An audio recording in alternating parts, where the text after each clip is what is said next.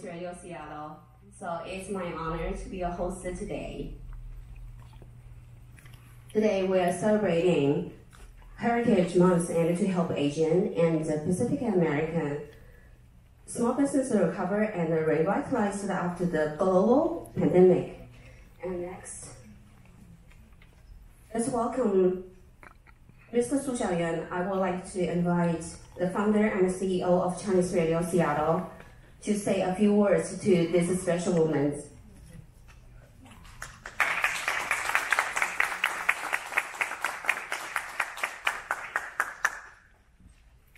Good afternoon. My name is Xiaoyuan. I'm CEO of Chinese Radio Seattle. I have been on air for almost 10 years and all in Chinese. So many of my friends could not believe I can speak English. And actually, I can speak 3 languages, Chinese, English, and my hometown dialect. For this high-profile event, I would speak in my most proficient language. 各位下午好。So perhaps I still need to switch to English. So it's our great honor to host this event together with City of Bellevue. We got a tremendous support from especially Michael Fong. He's a US Small Business Administrator in Region X, and Zhen. He is from White House. 他是白宫来的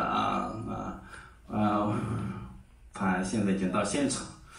那 we also got lots of support from City of Bellevue, and I especially thank for Mr. Nieuwenhuis. He is deputy mayor of Bellevue. He is here, and thank you for coming. And I especially thank Mr. Conrad Lee. He is the former mayor of Bellevue and former SBA administrator in Region X. And we also very appreciate Miss Janice Zhang. He is the Bellevue City Council member. And we got many other officials' support for this event. Our purpose for this event is to help the small business to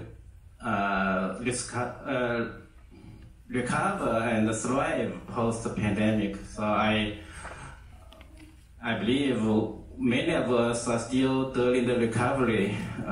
Like Michael Fong, he last minute this morning he told me he's positive, and I hope he get well very soon, and he will attend this event through Zoom. So he is next to me to speak. Thank you, Mike, for keep us safe.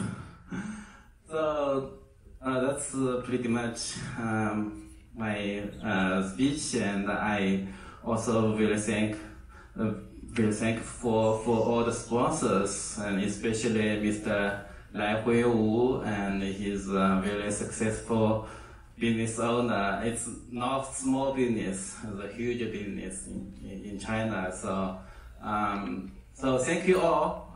Make this happen, and we have lots of state and federal, state, and local governments officials, and they will bring very useful information and to help you guys recover and thrive post-pandemic, especially how to apply for money from government. And I think that's really important. So thank you all, and I hope this very successful and helpful event. Thank you.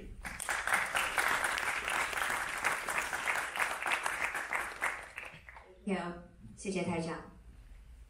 Okay, ladies and gentlemen, please welcome to submit our distinguished guests from our organization. So first one, I would like to say thank you for joining this event.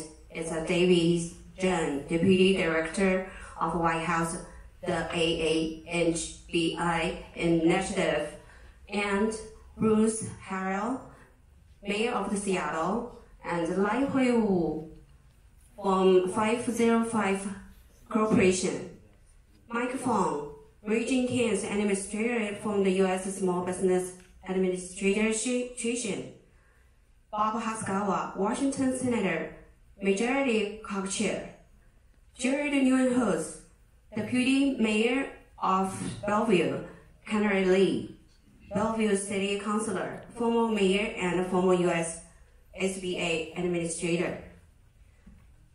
Unfortunately, few of our guests couldn't make it today. So, the first guest gonna give us some speech is Mike Fong. He's gonna talk speech on the Zoom. So let's watch the screen. Great, thank you, everyone. Can you hear me okay? Everyone? Yes. I can't actually see the audience, so hopefully, but I know you're all out there. So, thank you for having us. I want to thank the City of Bellevue, Chinese Radio Seattle. I think I heard from Xiaoyuan that Deputy Mayor Nieuwenhuis and send this letter. I want to take this opportunity to congratulate and thank you for joining with your co-hosts, the White House AANHPI Initiative and the City of Bellevue, to present the Washington State AAPI Small Business Summit on June 11th from 2 to 5 at Bellevue City Hall. I deeply regret not being able to attend the summit, but I wanted to know how important I think your summit's focus topic is: helping Washington State AAPI small business recover and thrive post-pandemic. We all know the tremendous obstacles our community and our small businesses have been facing throughout the pandemic. The harsh disparities in our communities and small businesses were exposed by the pandemic, and funding intended to help our small businesses have had difficulty finding their way to intended businesses. At this summit, participants will hear from many speakers representing SBA, SBDC, US Commerce, US CIS, wow, so many acronyms, and AAPI small business owners in Washington State. My hope is that our community's small businesses will learn how to access programs intended for their benefit, and that those benefits will then extend to the uplifting of our entire communities. Thank you so much for co-sponsoring this summit, and I hope you have a very successful event, and it's signed by the Senator.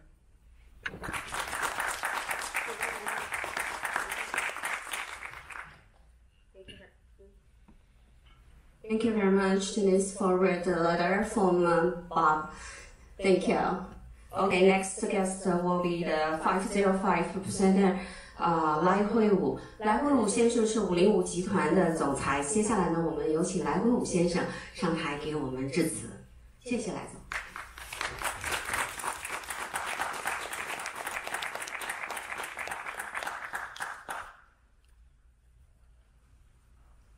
同志们、朋友们，我总结了至少世界500强企业的经验和教训。一个国家、一个政党，特别是一个企业，要想成功，要做大做强，必须要有3个要素。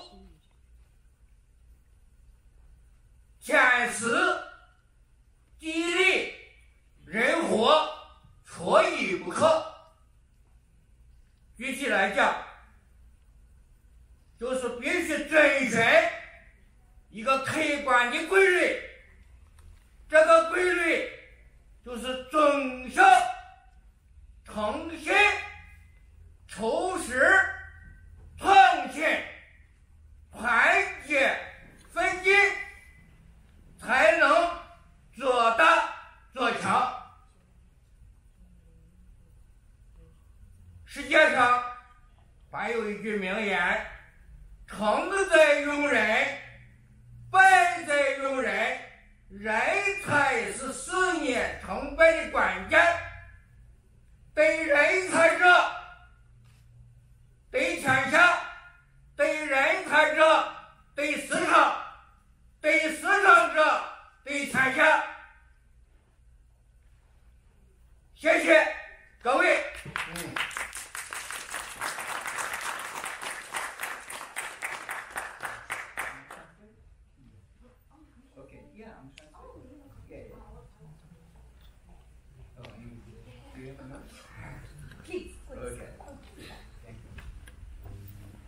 Mr. Lai is the chairman of the China-US Canada Friendship Association and chairman of the board of directors of 505 Group in Xi'an, China. He is a very big success story in China, and today he is a community leader and major contributor to the Chinese and Asian community here. And I have a small business. I personally benefit greatly from his support and timely advice. Today he wants to share a few of his advice and experience and his observation with us. About the secret of success for a country, for a political party, especially for an enterprise to thrive and sustain prosperity. He believes there are 3 key elements you have to be successful. Unity and harmony among people you have, be in the right place, and create or meet the most opportune times. To be more specific, a successful enterprise must have a few characteristics for itself and its people: loyalty, honesty, kindness to the elders, integrity and innovation, unity and forward thinking. Procuring and maintaining talented and creative people is the key to business success in all aspects. Retaining and growing talents enables and creates opportunities. Opportunities lead to success and prosperity. Learning all the time and keeping an active mind with keen eyes looking forward towards your goals, you will find the market and success for yourself and your business. And thank you so much for letting me speak.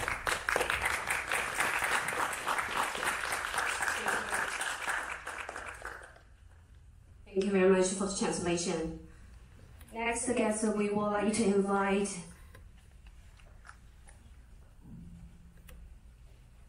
sorry, my voice is like it's too much. Sorry. Jared Nieuwenhuis, Deputy Mayor of the Bellevue. Let's make a big noisy. Welcome, Jared.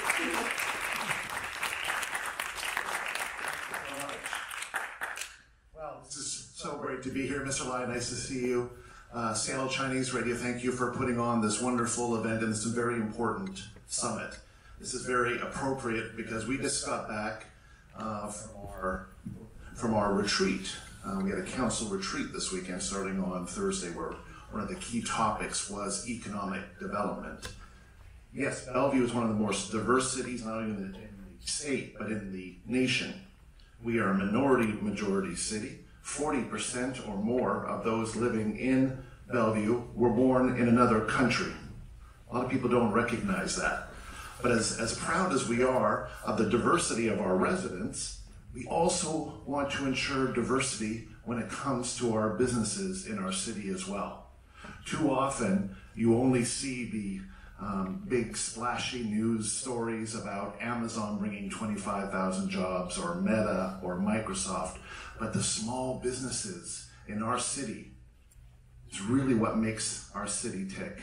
It's really what creates community in our city as well. because you usually know that barista you're getting your coffee from, or who dry cleans your clothes. All these businesses are so critical to our infrastructure, to our ecosystem in this city.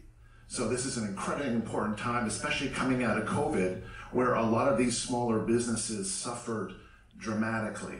The city had a lot of programs, and some of them even maybe ongoing. That Philly Marsh in the back there can help in terms of funds and technical help to make sure all these small companies were able to survive the pandemic. There's still more to do, but Bellevue welcomes the world, and Bellevue wants small businesses in its city, and especially diverse businesses. So I'm so glad that you're here. Such a timely topic. I'm sure you'll get a lot out of the next 3 hours that you are here for this very important program. My door is always open. My contact information is probably on the side over there. You would go to the city website. If there's anything ever I can do to help ensure that you are successful in our city, please do email me, call me. We want you here. Again, thank you for being here. It's going to be a great event. Thank you very much. Thank you very much for this wonderful speech. Next guest, we would like to invite Conrad Lee, Bellevue City Council member, former mayor, and also former administrator of US SBA Region X. Welcome. Thank you very much. Oh, what a wonderful day to have you all here in City of Bellevue. Deputy Mayor Nieuwenhuis actually said almost everything, so there's not much for me to add, but I do want to say a couple of words. 来总，很欢迎你在这里，谢谢你，很高兴你对于我们社区的支持 ，Thank you. All the honored guests and a lot of friends I have in the audience. As the Deputy Mayor said, you know, this is very important, your presence here.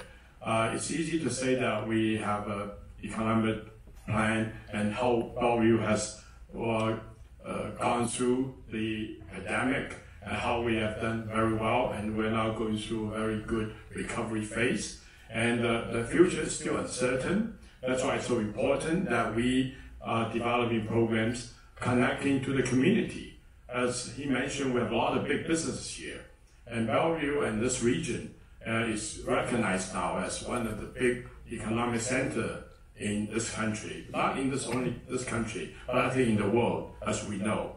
And our important position, you know, globally is very important with technology, with cloud computing, AI, innovation. We have a lot of talents from all over the world, and so our community is very important, and especially today's emphasis on the Chinese American community. So I want to thank Xiaoyuan for organizing this event. So I hope this is just the first of a number of series of conversation that the city can have with your community, with our community, because it's not just a big business. Bellevue is, you know, as we know, even when I was the SBA administrator a number of years ago, so I can say a few words about that as well. We all know small business is the main backbone of this country. You know, it's the small business become big business. It's you guys that are entrepreneurial, creative, innovative. You start your own company, then you become the Amazon, Microsoft of the future. So we want to make sure that, you know, we take care of your needs, make sure that we respond to you and help you as much as we can. So I want to also compliment our staff, you know, doing extremely well to make sure that Bellevue is positioned to listen, to know what your needs are and how we can help you.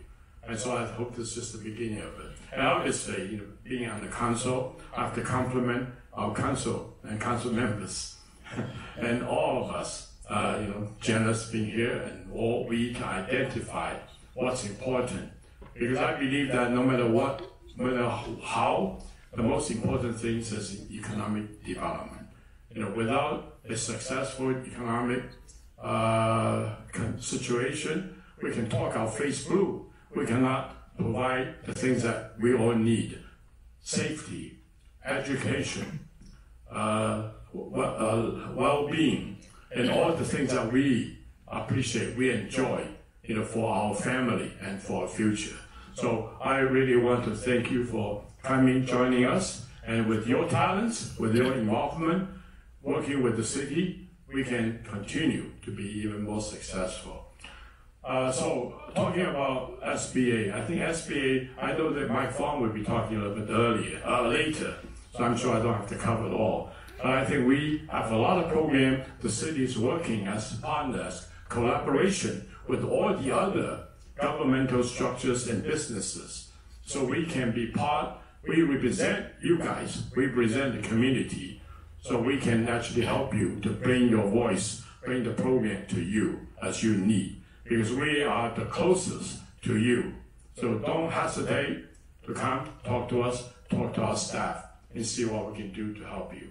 So thank you very much, and 谢谢, welcome, thanks. Thank you very much for your speech, and thank you very much for the supporting Zhen's community all the time. Thank you. Next guest, I would like to invite Janice Zhang, Bellevue City Council member, please.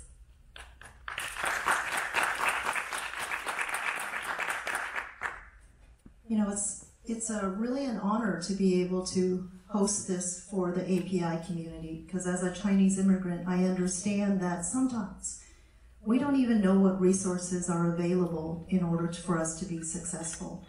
And for small business, that's where the innovation happens, that entrepreneurial spirit that the API community has so much of. And I think it very much fits with Bellevue and the fact that innovation is within part of our core values. In fact, one thing you may not know is that Bellevue has the most patents. 18 patents per 1,000 residents is what we have in Bellevue. So what that means is we are this economic hub where you can be successful here. And you can do the outreach, reach out to any of us. You're gonna hear from our amazing staff, Philly. She's going to talk about the resources that are available. But on top of that, it is letting us know if what we're offering is not quite what you need, help us understand what you need. Because we want to meet you where you are. We recognize that small business is really where things happen. That's the first choice. That's how we're going to be even more innovative, more entrepreneurial, bring in more innovation and revenue to the city that then benefits everybody. And I really believe that for the API community, we've had to be so scrappy and innovative to survive sometimes and thrive in this country. And we can bring even more of that to be even more successful for our community and the world, really. So thank you so much. Please reach out if you have any questions. And we're here for you. Thank you.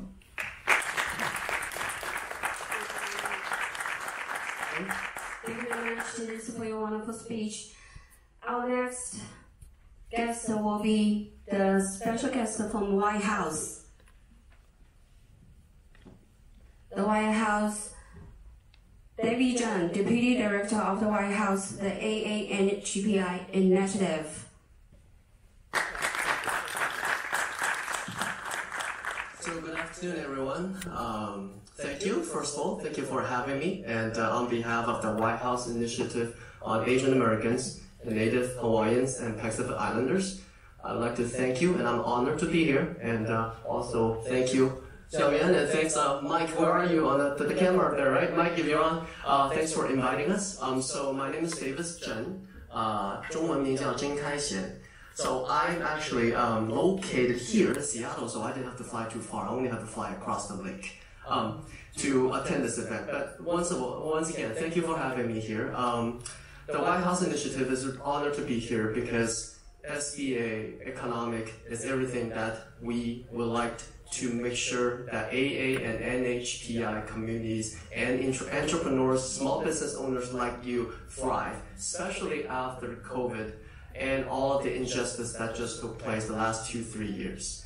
So last May, May 28th, 2021, President Biden actually signed an executive order 14031, which basically advanced us and created the initiative to pretty much do ask what we are here to do. So which I'll go through the PowerPoints a little bit later since I have a longer session on that. But basically, he has charged the initiative to work with communities, small communities, with the AANHPI communities, along with Asian Americans and local, right? We're here to work with all of you to bring the federal resources to you. Like Xiaoyuan earlier said, right? We're bringing the money, but the problem is how do you get them?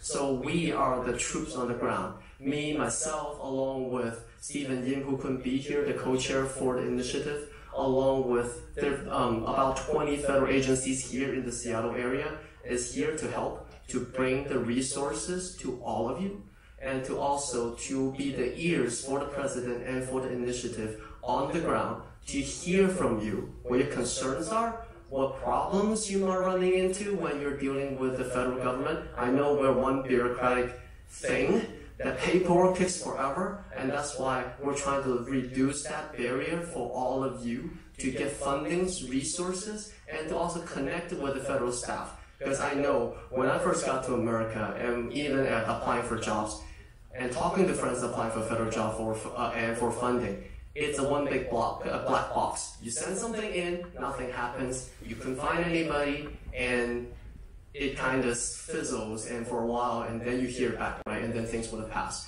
So that's something we want to change, and that's why we are here to listen to you and hear what your concerns are, and hopefully bring more prosperity for the community.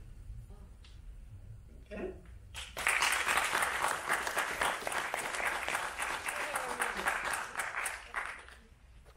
Thank you very much for your wonderful speech. So our next is panel 1, Small Business Association panel, Small Business Administration. Panel members, now please have a seat. Thank you. I would like to invite, please have seats here.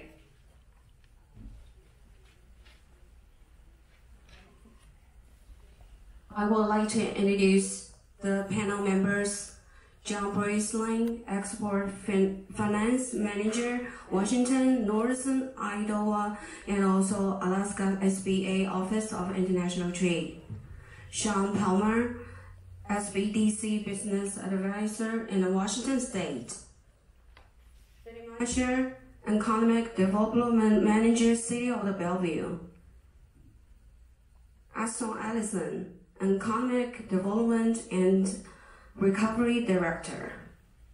Mike Fong, Administrator of US Small Business Administration, Region X. Thank you. So let's start our panel meeting. First one. Great. So I think, folks, can you hear me okay?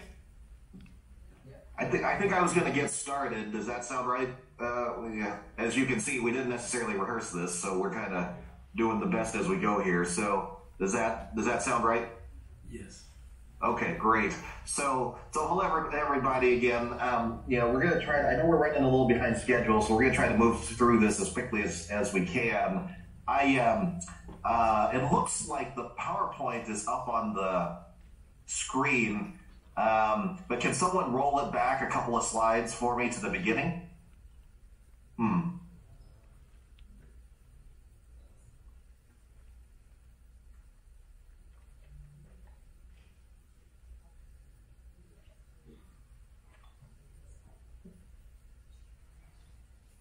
Any luck? I can also try to share it here.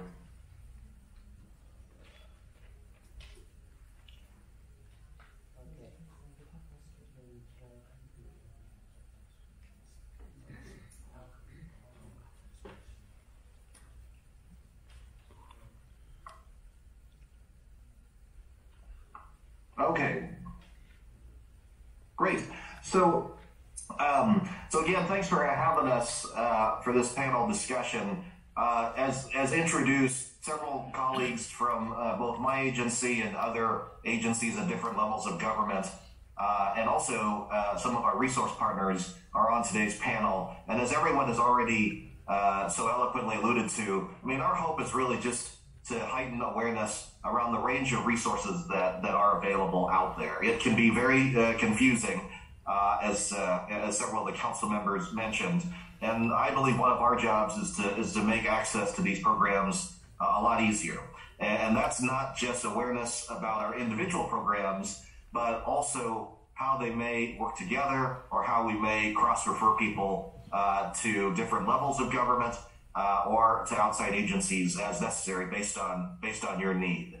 Now, I know a couple of the folks on the panel have heard me say this a lot.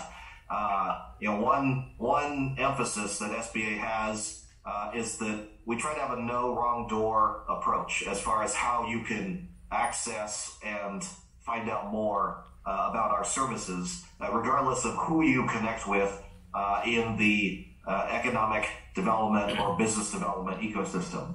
But I like to say that sometimes for some communities, there's still not a door there to begin with. So we need to open and create some new doors, and that's part of the work today and part of the work we're trying to do, not just in Region 10, but across the whole country. So the next slide just quickly highlights a few key components of my region in the Pacific Northwest in terms of number of small businesses owned by people of color.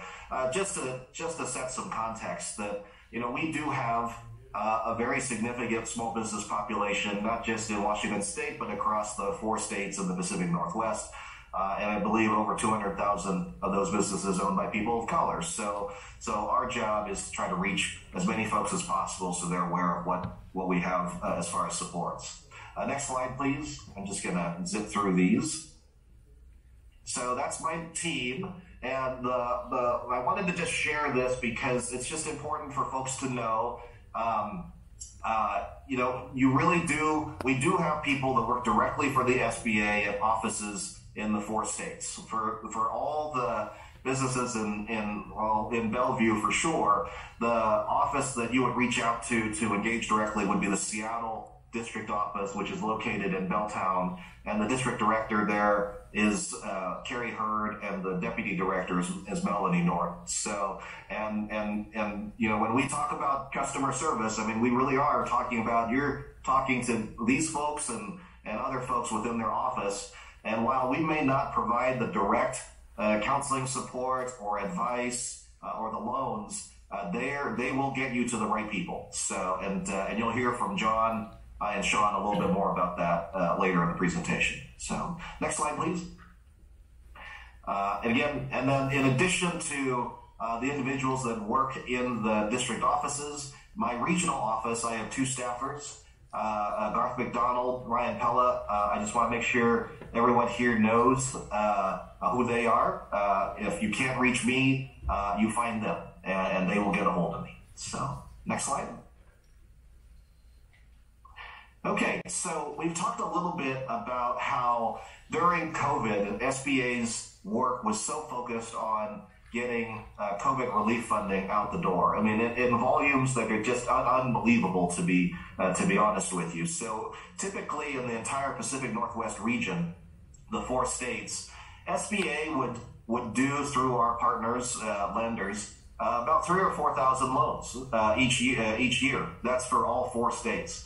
During COVID, between all the grants and the loans, Washington State alone almost pushed out 300,000 awards. So worth over $22 billion.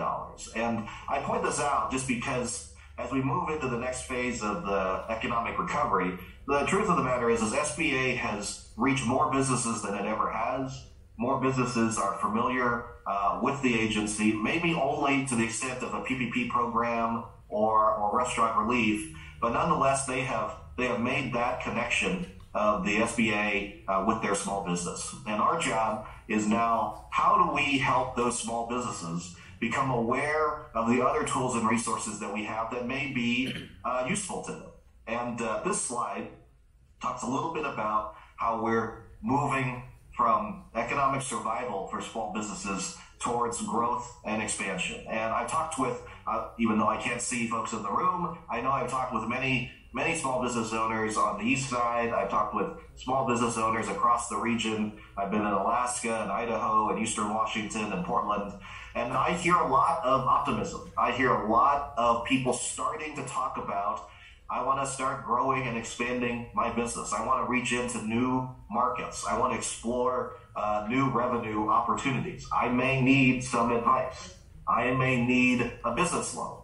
I may want to look into what kinds of programs you have to expand revenue and market access opportunity. And of course, a little known part of our portfolio is that when there's a disaster, SBA has a significant amount of resource to support people that have been victims of natural disasters in different regions. So just want to make sure people are aware of that. Next slide. All right, so let's get into the meat of it a little bit. And John and Sean, I'm going to probably call on you guys in the middle of this context because we're running a little behind schedule, and I think that the flow might be a little better if we touch on the topics you have focus on as we go here, if that's okay with you two. Does that work? Okay. Yeah. Great. Okay, so next slide. All right, so again, this is just a little description of, I think one of the areas that we want to make sure people are aware of is, and I talk about this a lot, I hear from others that say small business owners sometimes are reluctant to seek advice. Where they're very entrepreneurial in spirit, real go-getters, but sometimes it's helpful to pause and get some advice and think through with someone what your next move might be. So next slide.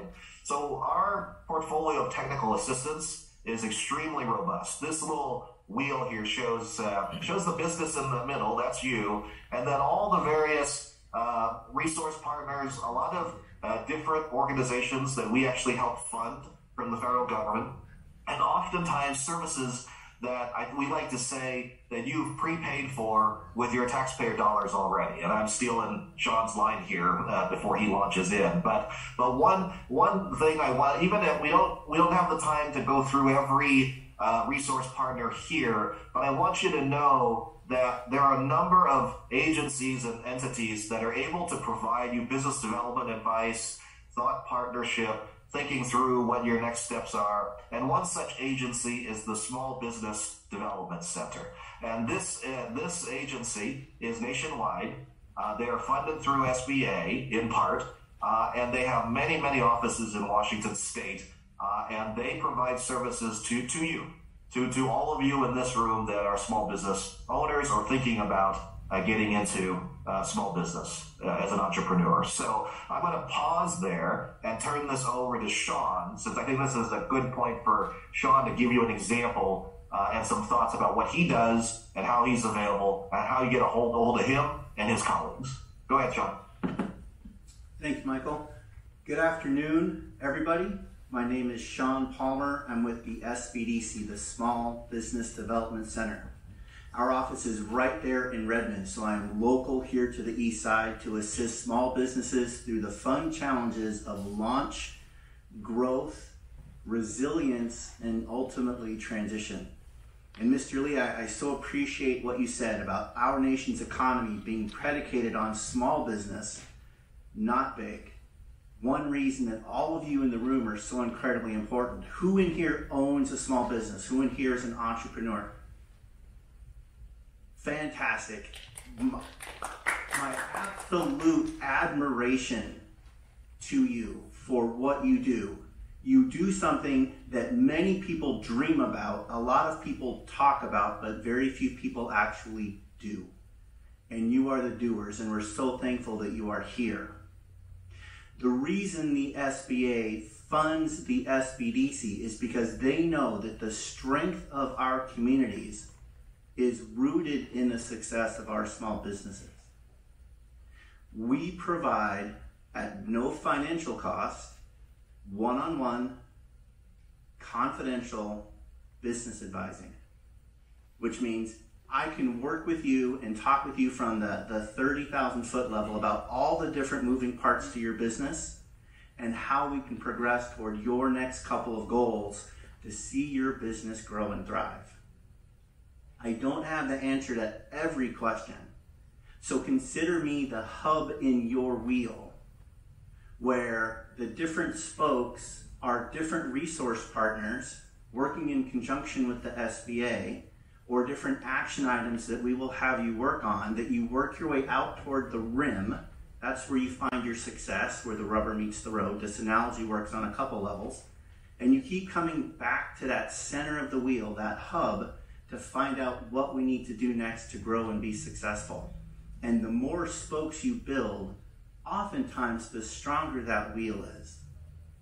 So I'm going to leave my contact information in the back. Please, this is at no cost to you. We exist to see you succeed. That is the reason that we're here. And I look forward to opportunities to meet with and engage with all of you.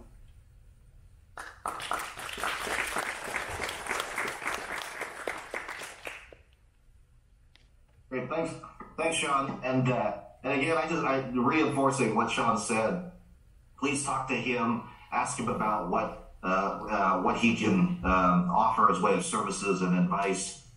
And as he mentioned, it's entirely confidential. And he has advisors all over the region, all over the state, and some of which can speak in language. And I believe we do have a Mandarin-speaking advisor in the King County area. For which all the states and territories can apply for grants. Well, you may not be aware, Washington State Department of Commerce has been one of the most successful grant award winners across the nation and stuff. I work very closely with them. I'm actually co-located with them and my U.S. commercial service partners in downtown Seattle, in the Westin building across from Amazon's headquarters.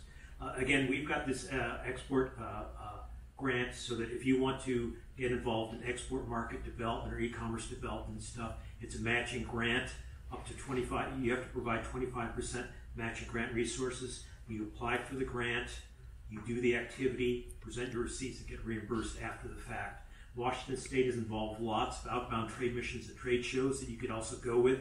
So again, you could be under the marquee of a Washington State Department of Commerce booth or Washington State Department of Agriculture booth. For that matter, it could be in a USA pavilion. So again, that's a great opportunity. The other thing we offer as well is we've got some 3 export loan programs where we provide grants to lenders to provide a loan to you for exporting purposes. We've got loans for both revolving lines of credit for working capital purposes. Recording in progress. As well as we have, I'm in trouble. We have term loans. So if you need money to expand your business, whether it's capital equipment or real estate, or possibly even acquiring a business to improve your competitive position in regards to exporting, you can support that. You can also support debt refinance. Now, I work very closely with the banks, but I also oftentimes counsel directly with businesses. So sometimes I sit there and hold both of their hands at the same time to make sure that I can get them together, kind of matchmaking, so to speak. And again, that's probably one of my best roles, because I'm introducing the business to great resources. But that's certainly resources on the lending side. The other resources I have available to you, or we have available collectively, is we have what we call a Washington Export Outreach Team. During President Obama's Small Business Job Acts, the district offices were all challenged with setting up export outreach teams where we combine the local, state, regional, and federal partners involved in export and trade promotion. And we've been on a quarterly basis putting on export outreach and education events. For the last 2 years, they've been virtual. But again, in the past, we've done them in person, where we've partnered with a local economic development organization, going out in the community, and brought 8 to 12 agencies where you can meet them, hear a presentation. We walk you through the exporting process, and you can meet one-on-one with the agencies at that time. So again, where Mike was speaking about that no wrong door philosophy, he came to me, like for example, I had a company come to me the other day and they want to apply for some financing. Well, they have a business plan and they've got some projections, but they're trying to apply for an export loan. But one of the things you have to have for that is you have to have an export plan. So I referred that person over to Sean's colleague, Elia, and she's going to be working with them to develop the export plan so she can obtain that financing. So again, we're going to introduce you to those other resources and let you be aware. There's lots of great training available. Part of that STEP grant funding goes towards an organization called the Export Finance Assistance Center in Washington. Excuse me, and they've been providing a lot of online training. and bringing nationally known experts on international trade to speak at these events. One of them being Jim Foley, who's the author of the book, Global Entrepreneur. So again, we've got great resources, and I sent some slides, so I don't know if you can share them afterwards to the audience, possibly, with all our contacts information. Or certainly I've got my business cards. Feel free to reach back to me. I'm happy to connect you with my partners and stuff and help you to grow your business through exporting.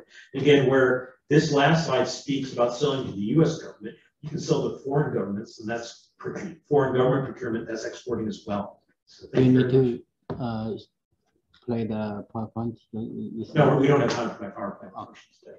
So Mike, I think that's about it. Great.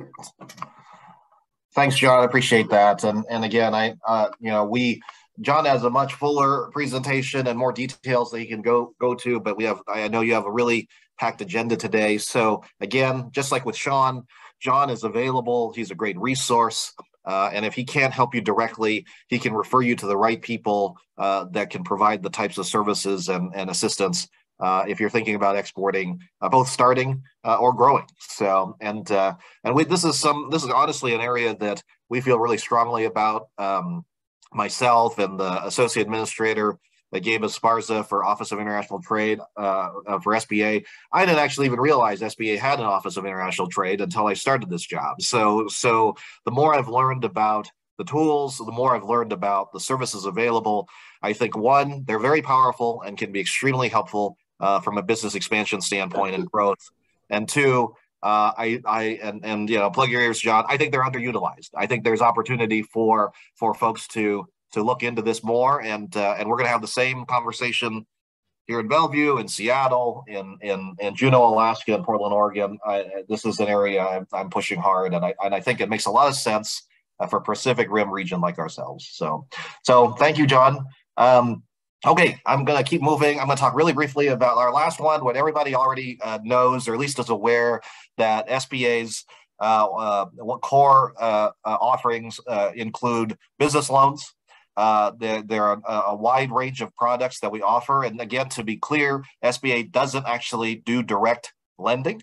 Our lending is through our guarantees with commercial lenders, as well as what we call mission-driven lenders that are nonprofits in nature that are focused on providing resources and supports for particular sectors, communities, small disadvantaged businesses, and we can help you connect to the right people to look at the various loan products we have in the portfolio. Some of them are for large sums of money, and some of them are for more micro lending opportunities. And it really just depends on your need and what's the right fit. One thing I'll emphasize, or two things. One is that I see SBA's loans are inherently equity tools because they are designed to be able to provide working capital and access to capital to small business owners that may not otherwise be able to secure commercial loan from a bank. You still borrow from a bank, but we provide the guarantee 50, 60, 75, sometimes up to 90%. Just some of John's products go all the way up to that level, and to be able to make that commercial lender or any lender a little more comfortable making that capital available to your small business. So explore that space if you have questions. If there's one piece of advice that I have heard my colleagues give that I'll emphasize here, and again, that guy third from the left there, Sean, do not seek a loan until you've reached out to an SBDC advisor. I mean, that is our advice, is that they can help you look through all the details, talk through what are those lenders looking for, and provide you with that the foundational elements that make you successful when you do pursue an SBA loan or a mission-driven loan from our system. So any questions on lending? And we do have on the SBA site, there is a tool called SBA Lender Match that you can play around with, put in some information, and get a sense of what lenders might be in the wheelhouse of what makes sense for you. And I know the slide, I think it's the next slide, has the Yeah, there it is. It has the website handled there. So, okay. Now, I'm going to truncate my presentation here because what I want to talk about, and several of the council members and my colleagues in the room know, my background in local government, a lot of you know me from my time in the city of Seattle. One of the things that I've emphasized in this job is just the critical importance that on the government side, whether it be city, county, state, that we make our information more simple and readily available to you so that we're not coming to these Chinese Radio Seattle events 5 different times because King County wants to give a presentation, City of Bellevue has a presentation, SBA has a presentation, state has a presentation. The point here is that we need to do a better job on our side to align the programs and services we have so that you have that awareness. And this is part of that. You know, we have colleagues in the room today from different parts of the region, but we have far more resources than what are here today. But this is a start, and this is at least to illustrate how we as agencies can work together, but more importantly, for you to start thinking about who to contact if you're looking for some specific advice or support. So with that, I will turn it over to the rest of the panel. I don't know if City of Bellevue wants to go next, or I think that's Vaughn down there on the other end was speaking for the county today. So I'll just kick it over to both of you and let you all take it from here. So thanks. Yes, thank you, Mike. I'm going to modify my presentation a bit for the sake of time and also to align with the flow of the conversation today. So quick housekeeping. So first, my name is Vaughn Taylor, Vice President of Economic Development at Seattle Metropolitan Chamber. So I'm here on behalf of Ashton Allison, who couldn't make it today, and he works for King County and leads the COVID relief work around small businesses. So King County sends their regrets as well as with the executive. And while that role is very important to us because they are supporters of designating Seattle Chamber as the economic development partner locally here to King County. So actually that role is funded by Washington State Department of Commerce. And we work closely with the 39 cities and incorporated areas here in King County. So what does that all mean? As a local economic development partner, our role is more so behind the scenes. Now, being affiliated with the Chamber, we're an advocacy organization, of course, for small businesses. We have over 2,500 small businesses in our membership, and 40% of those small businesses are outside of Seattle. So we are a regional chamber, but with also our regional presence and our communication strength. One example is that we led our efforts around the Vax Verified.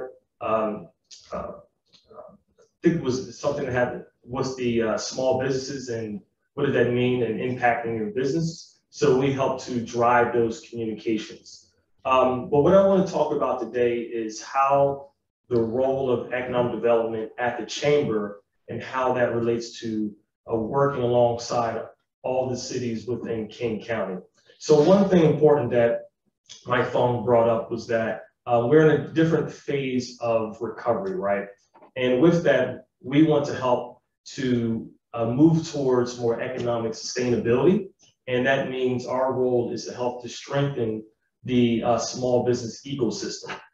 In short, all that means is how do we better get business owners help, and then how do we help our partners in King County work together? So we're talking about alignment, collaboration, so that there's also what Mr. Fong mentioned. It doesn't matter what door you go to find help, if it's a trusted partner or member in your community or someone as a practitioner who works in economic development, helping small business, the SBA.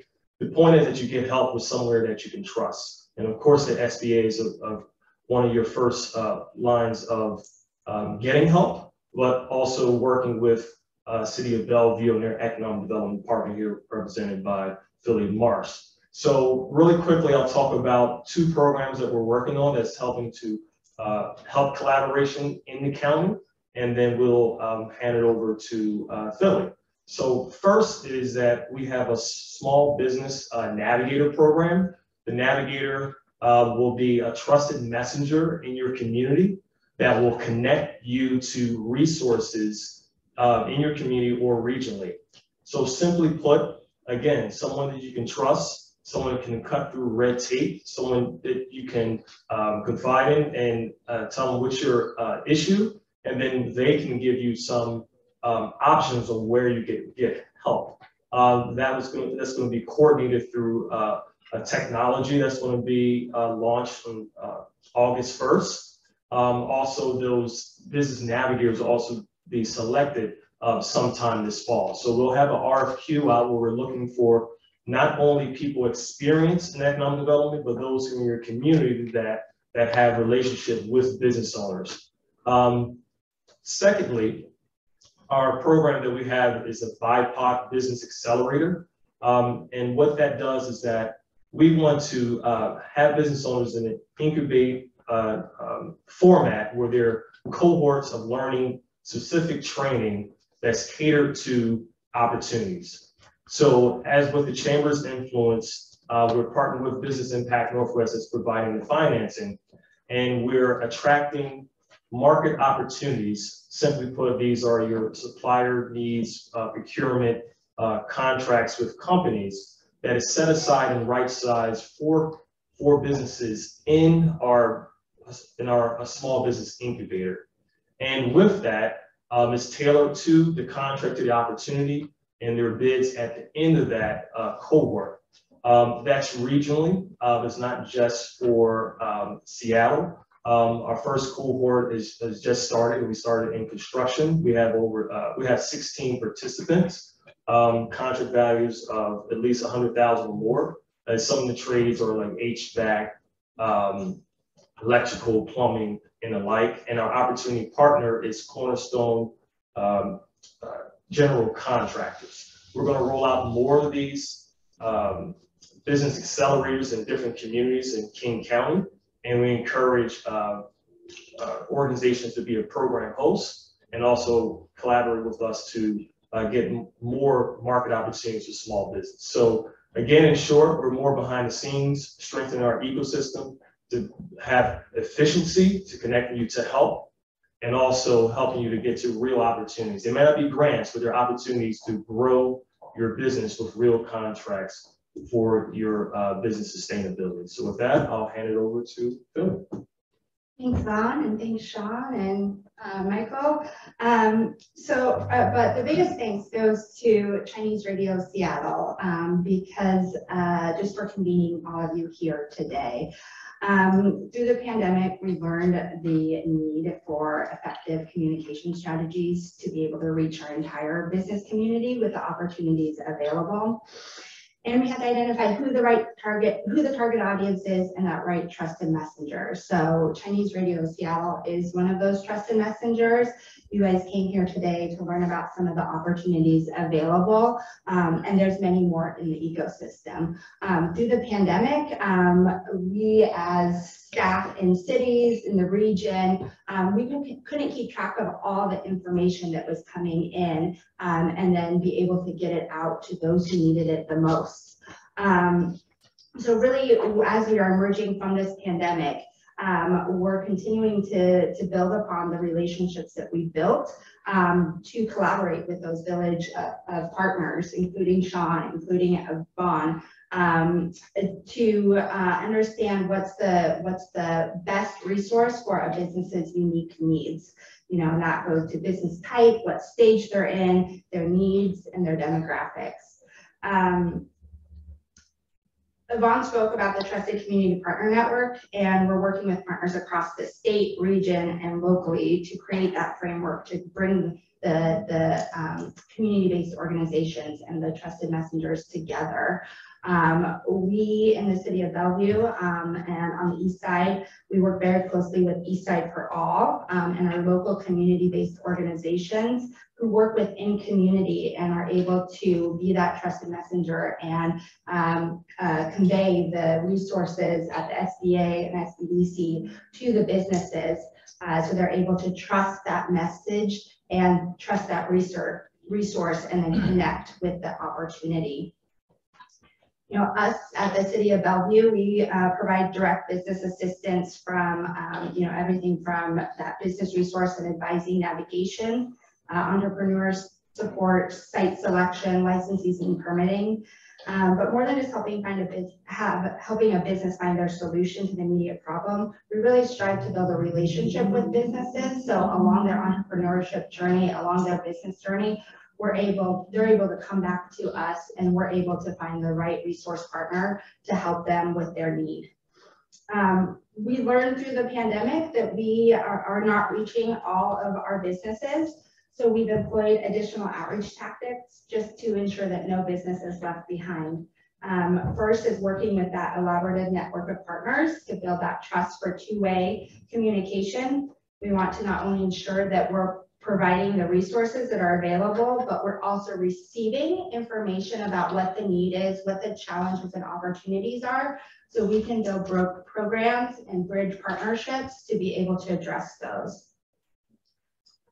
We also have started a program at Mini City Hall. Mini City Hall is in the Crossroads Shopping Center, and it's where many of our diverse businesses and diverse community come to access city services.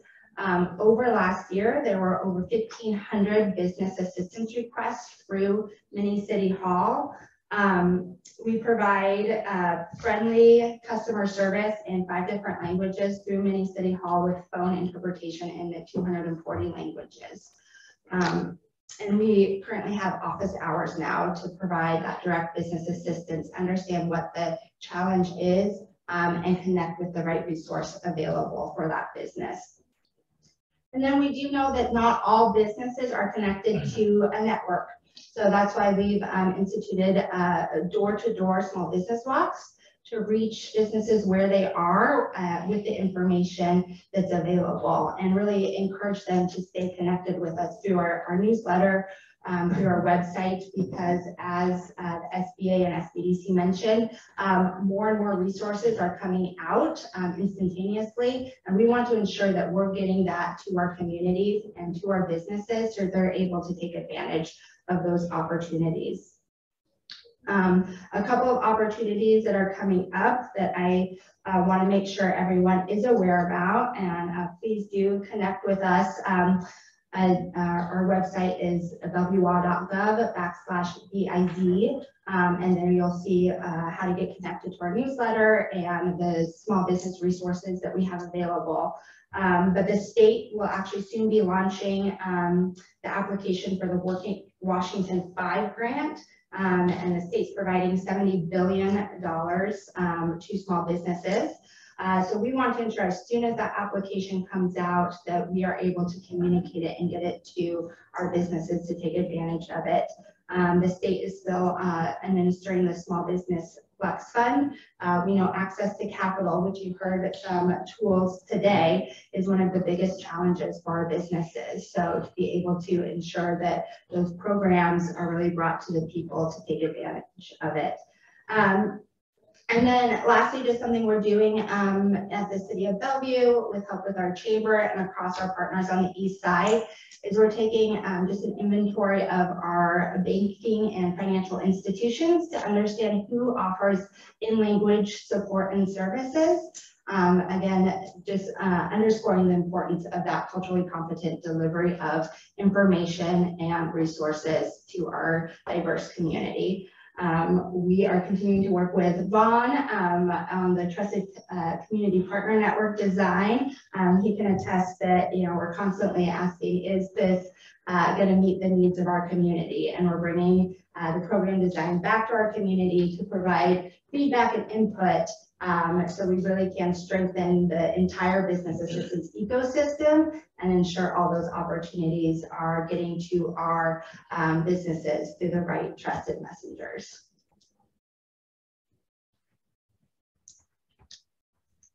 I think we're ready for questions.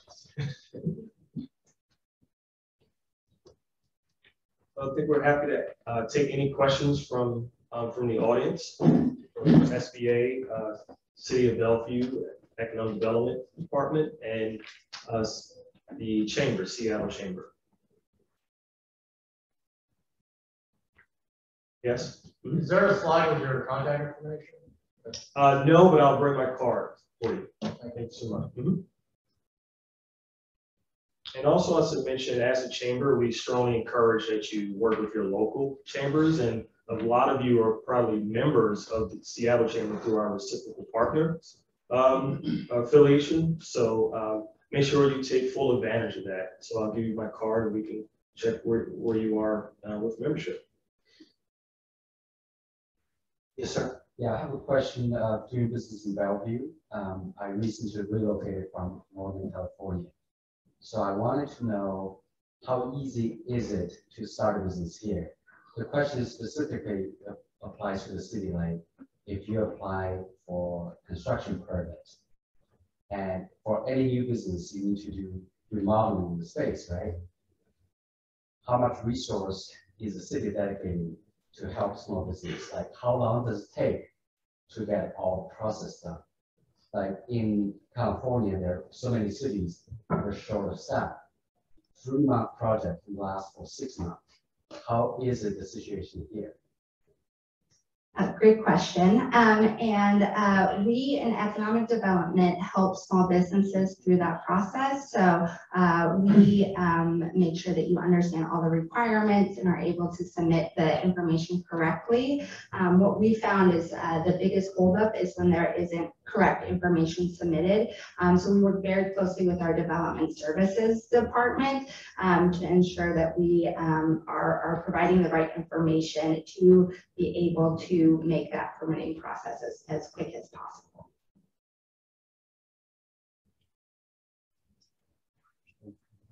I don't have an average time frame. It really is dependent on what type of permits it is, size of the space, etc. Got a question to our left? Yeah, I have a question for John. For the export loan, I know SBA backs it, guarantees it. How about the loan rate? Is it depend on how much the bank is asking for, or is it capped because it's... That's a good question. Typically, the loan rate is capped, but typically we allow the lenders to put the rates up and stuff like that. Typically, they're ranging now around prime +2 tends to be what the banks offer.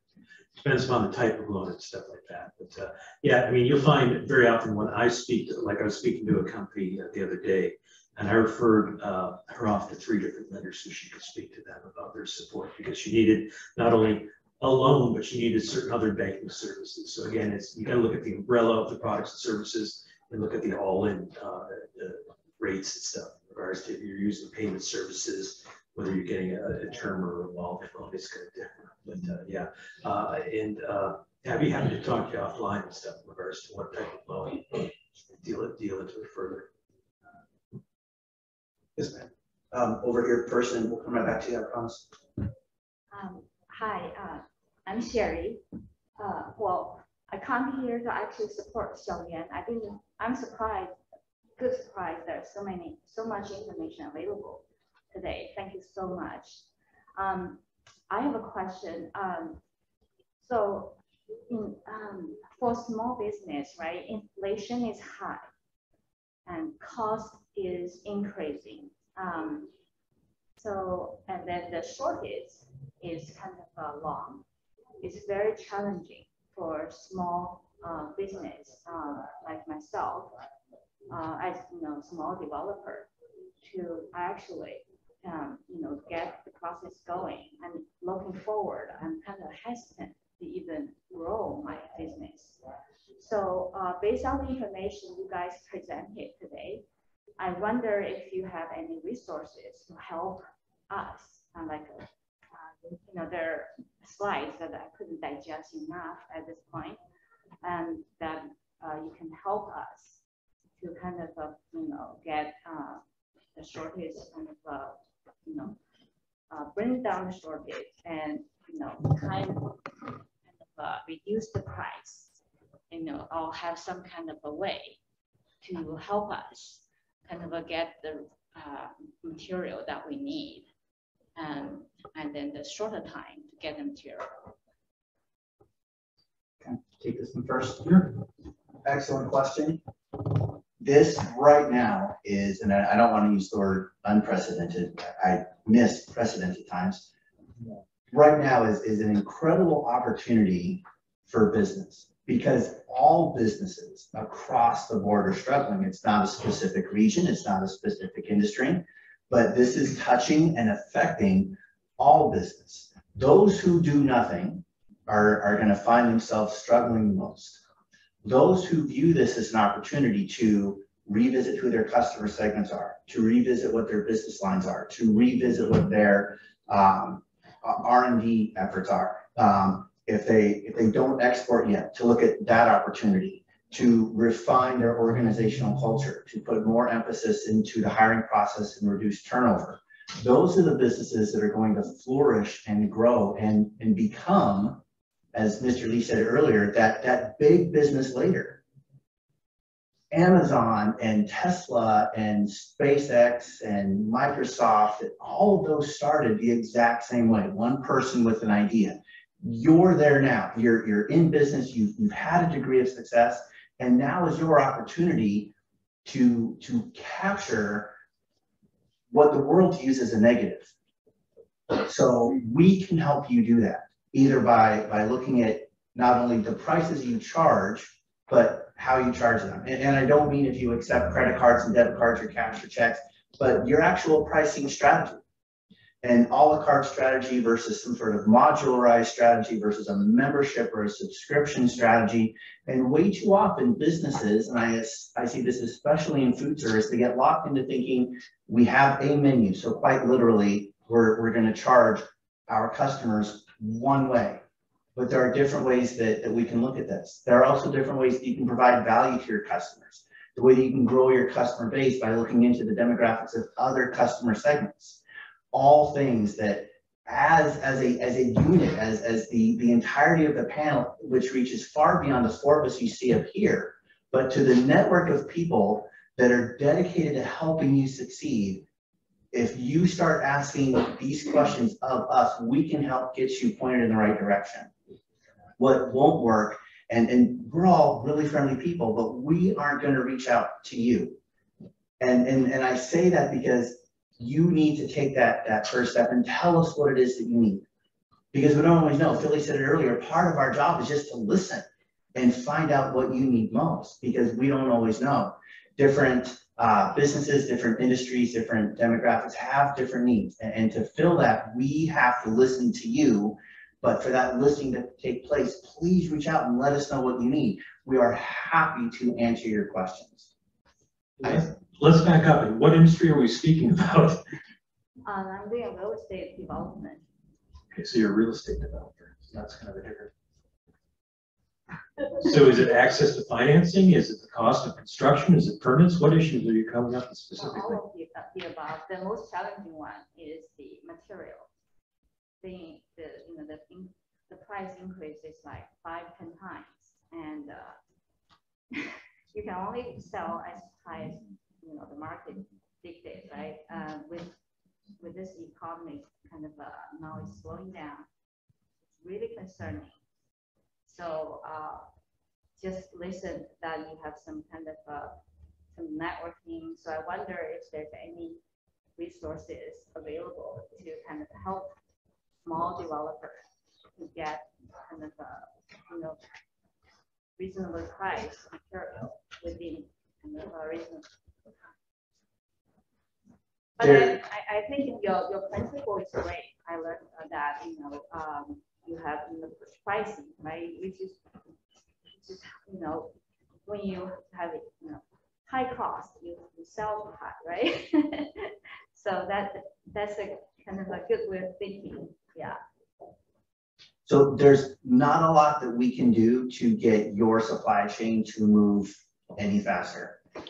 What we can help with is how you respond to these hiccups along the way. And there will be more. Spoiler alert, 5 years from now, there's going to be something else that businesses have to deal with. So we can't make your suppliers bring their price down or get the materials to you any faster. That's just outside of our control. But what we can help you with is strategize how to maybe do something a little bit different in your business so that it's, and I don't know a whole lot about real estate development. The good thing is I have a network of advisors where some of them do. And so you have access to the entirety of the Washington State network through your local SBDC advisor.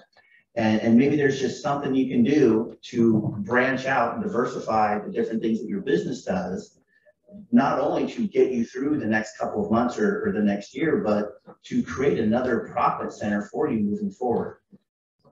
Yeah, thank you guys so much. I'd like to get contact information. Absolutely.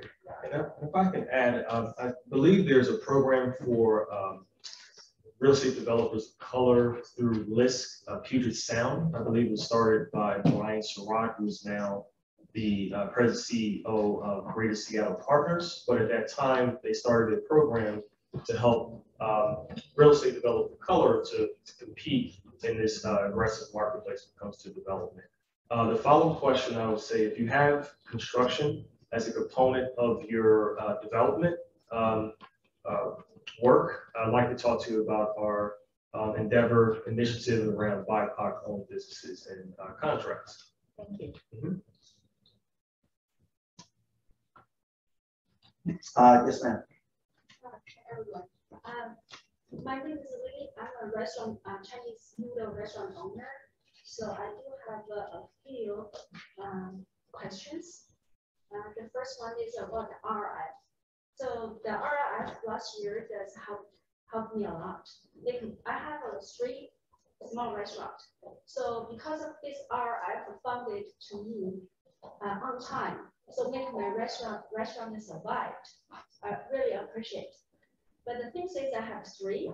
I only got 1 for 1. So I'm asking, is RF still available in the coming this year or coming year? Do you have any plan to continue these grants?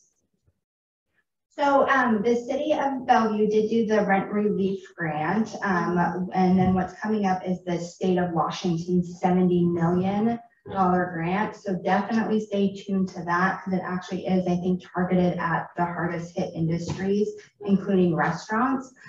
So they've said that they're going to release it in July. So we're keeping our eyes on when that's going to occur. And we'll be spreading that through our communication channels.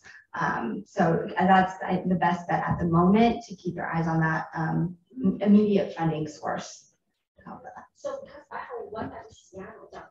So for example, the downtown area safety is a big issue.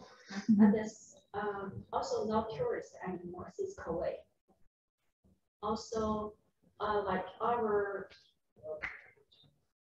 future also depending on the bigger company like Amazon. So like my restaurant is very close to Amazon. Most of my customer is the stuff from Amazon on Facebook. So we don't know what time they plan to send their stuff back to the office. So we're still waiting. But now, like most of the fund almost gone from my pockets. So I'm using my savings still, my own savings, still keep my restaurant open. So this is not just related to SBA. So I really want SBA is more efficient and can give us the on-time support, then can make us survive until the big companies send their stuff back to the building, so we can. That's from long term to see. This is the like a COVID. No one can control it. It's out of our control. So this is just the money from the SBA just for the temporary. But from long term to see as many aspects to affect our business to be survived. But like today, I'm really surprised like her side. It's very useful meeting. I thought it's waste of time meeting. Just to listen, the people say something and maybe make me very sleepy, but I feel it's really helpful meeting. I very appreciate everyone here. Thank you. I will just say, we know that the restaurants in downtown cores that were so reliant on the employees were the hardest hit. In working with some of those businesses, and Sean working with some of those businesses, some were able to shift their business model and are continuing to retool based on the current market and customer base. And it is it's a struggle right now, not knowing when people are coming back. They are slowly coming back, and things should improve. Now, of course, now there's also a labor shortage, which also creates another challenge. But that's where we really encourage you to work with an advisor to understand what your business model is and see if there's opportunities to pivot and take advantage of things. So, yes, thank you. Yeah, let me get your card, because again, I'm down there at Amazon, so I'll send some of me and some of my colleagues. I'm not back to the office either, but I do come to the office at least once a week. So we'll come down and have lunch at your restaurant. Before we field any more questions, how are we doing on time? When is the second panel due up?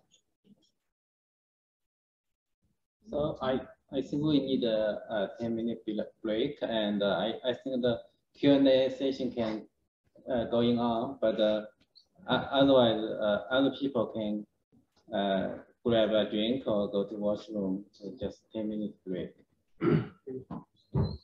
I have a question. It's a bit different from the rest of folks. I guess I just started my business like weeks ago. I work in tech. I work in Apple as a data scientist, but I very interested in providing consulting services like technology consulting, marketing strategy consulting, business strategy consulting to small business. And I think I serve most of the folks I can help you with. You reach out to me, I will do my best. But my question is, am I eligible to the export loan? Because of my background, I came from China, and most of my friends are doing business in China. And because of the political issues in China right now, many of the businesses want to do business in America. They want to export their products and services in America, but they don't know about the market here, and I provide the insights to them. Our company is called EXP Insights, Export, and Explore, to remember that. We have a website, so we kind of export our consulting service to China. So this kind of business, does it qualify like as a business to apply for the export loan as well? I know you provide the funds to like business doing e-commerce or constructions. How about consulting services? Consulting services could qualify for SBA support under the export program. So, awesome. Is your company? How old is your company now? 2 weeks. Yeah. Typically, we like to see a company being in business a year.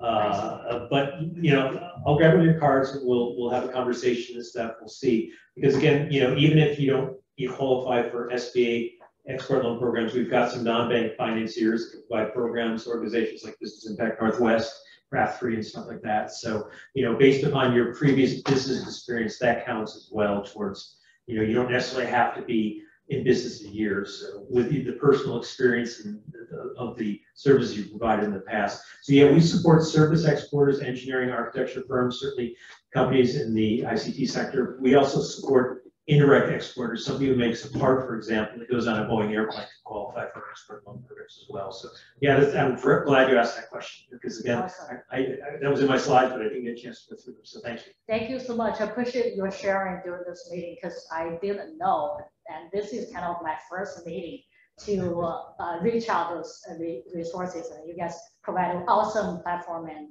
thank you guys for hosting this as well.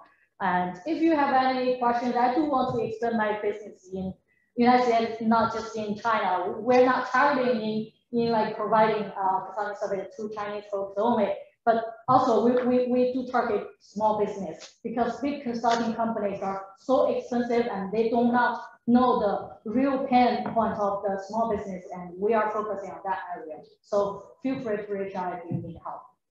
Thank you. I think John want to present your No? We have another panel. Okay, yeah, it's, yeah, so it's time for have a break, 10 minutes break, and then we will have another panel, the next panel. Thank you. Thank you, guys, and you can keep asking them questions. Okay. Okay. My business is, I'm a business owner of Southern California, and we are beneficiary of that SBA loan. We got both 504 and 781 and has a breakout. You know, we wouldn't be here without it. So, but now we are at a different stage, and we're trying to host a treatment center, you know, for that program. And I heard that's actually started again. And I heard the Homeland Security is very slow, and those people are probably working from home and files are kind of up. I wonder if SBA has can provide some liaison to push nudge them in case file gets stuck in the Homeland Security, or that's something we have to kind of follow up directly. To be honest with you, my suggestion is you reach out to your local representatives and senator. Politically, they can make things happen. Typically, we don't interface a lot, or I personally don't interface a lot with Homeland Security and stuff like that. But I trust that your congressman and your senator in Northern California. Are you still located in Northern California? You're located here. No, actually, we're doing nationwide, so I'm here. Oh, okay. Region Center, I think it's going to be here. So, but I was just wondering, you know, which platform would be most effective to manage the Homeland Security. My suggestion is get your politicals, your congressman and senator. Again, you could work with them up here. Certainly, we've got our Washington delegation in Washington, D.C. is wonderful. Senator Cantwell and Murray, as well as our representatives as well. So you can reach out to their local offices with your specific questions. They'll contact the agencies directly on your behalf. That typically is how it works. Yeah, and also there's an infrastructure bill, and it looks very big and complicated. If the SBDC can navigate us through and see which program are accessible. Between the SBDC and the SBA, yes. If there are programs germane to your industry, your business here in this area, yes. Yeah. I don't know what all those things are yet, but the great thing about working with the SBA and the SBDC is that you have access to way beyond the four of us. The entirety of how far and wide our net is cast to find answers for you. So it may not come immediately, but yes, we will get the answers to your questions. Yes, we're trying to get through contact. So we actually went through all the documents and to kind of things are there. It's very hard to find. Yeah, a lot of times it just the information rolling down from when something's legislated towards where it actually programmatically is set up and run. Sometimes that process can take a while, and I do apologize for that. But you know, we as the information is told down, we'd be happy to help you. And we do have Sean's contact information on our website. So bellevue.gov/EIZ. You can find all of our resources. Here in the front row, and then we'll bounce back to the third row. Sure. Thank you for you guys for the great presentation. Sorry for you guys up there for so long time. So I just curious, like no ridiculous question. So I am the junior student from the Seattle area, and we are like me and my friend are really into like Korean and all this stuff.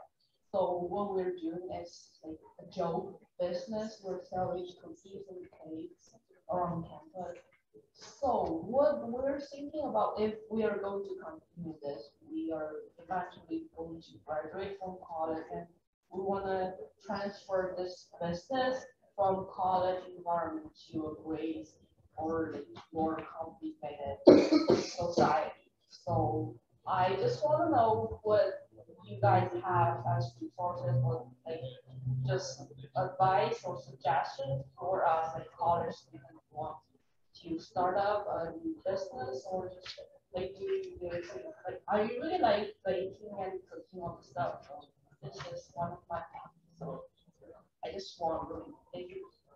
This is one of our favorite businesses, when someone has an idea and they want to do it. So we actually have what's called the Startup 425 program, and it's exactly for individuals like you who have an idea and they need to figure out how to hone in that idea, create a business plan, determine what kind of financing they need, how to market their business, and how to make it a full-fledged business.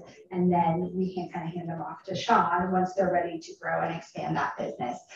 So at Startup 425, we have twice a year, we have what we call the foundation courses, which do exactly that. They start with just bringing you in the room and kind of just talking about your idea and kind of honing that in, and then guide you through the different steps of establishing that business, permits, licensing, you name it. So it's a very supportive environment. Really trying to make it fun with peers that are kind of in the same situation as you, to see if it's something that is going to be your future. Another option would be is with Business Impact Northwest. They've got a food business resource center, which is available for entrepreneurs such as yourself. That's another great resource. They're located in South Jackson Street near the International District as well. It's a great organization, as well as their funding arm. They also have a lending arm as well. So it'd be another resource. Do you guys think I can find all the resources on your website? And got it. Thank you. Yeah, we've partnered with Business Impact Northwest. And third row, and that's going to have to cap our questions. But again, please take our contact information and don't let this be the last time that we have an opportunity to engage with each other. Yes, ma'am. Thank you very much for our members give us such great speeches. Let's start for the second panel.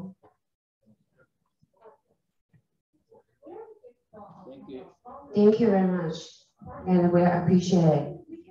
Yeah, let's head over here. Second. Start the program, but I just want to say, so glad to see that you're here. And Brian, I heard some of the comments and questions, so keep asking the questions. We really want to make sure that your business and businesses succeed. So thank you for being here, and thanks to our panelists for being here as well. So thank you. Thank you, Jeremy. Okay, panel 2 now started, and hope all the audience could go back to the seats, please. Thank you.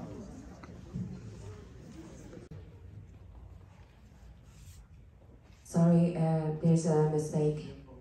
I'm standing in for Laura today. Thank you. Chuck Harwood. Chuck Howard, welcome. And David Zhen, thank you. I think the panel 2, we can start right now. Please. Do you have my PowerPoint, or would you like to start with Ms. Davis's PowerPoint presentation? You decide.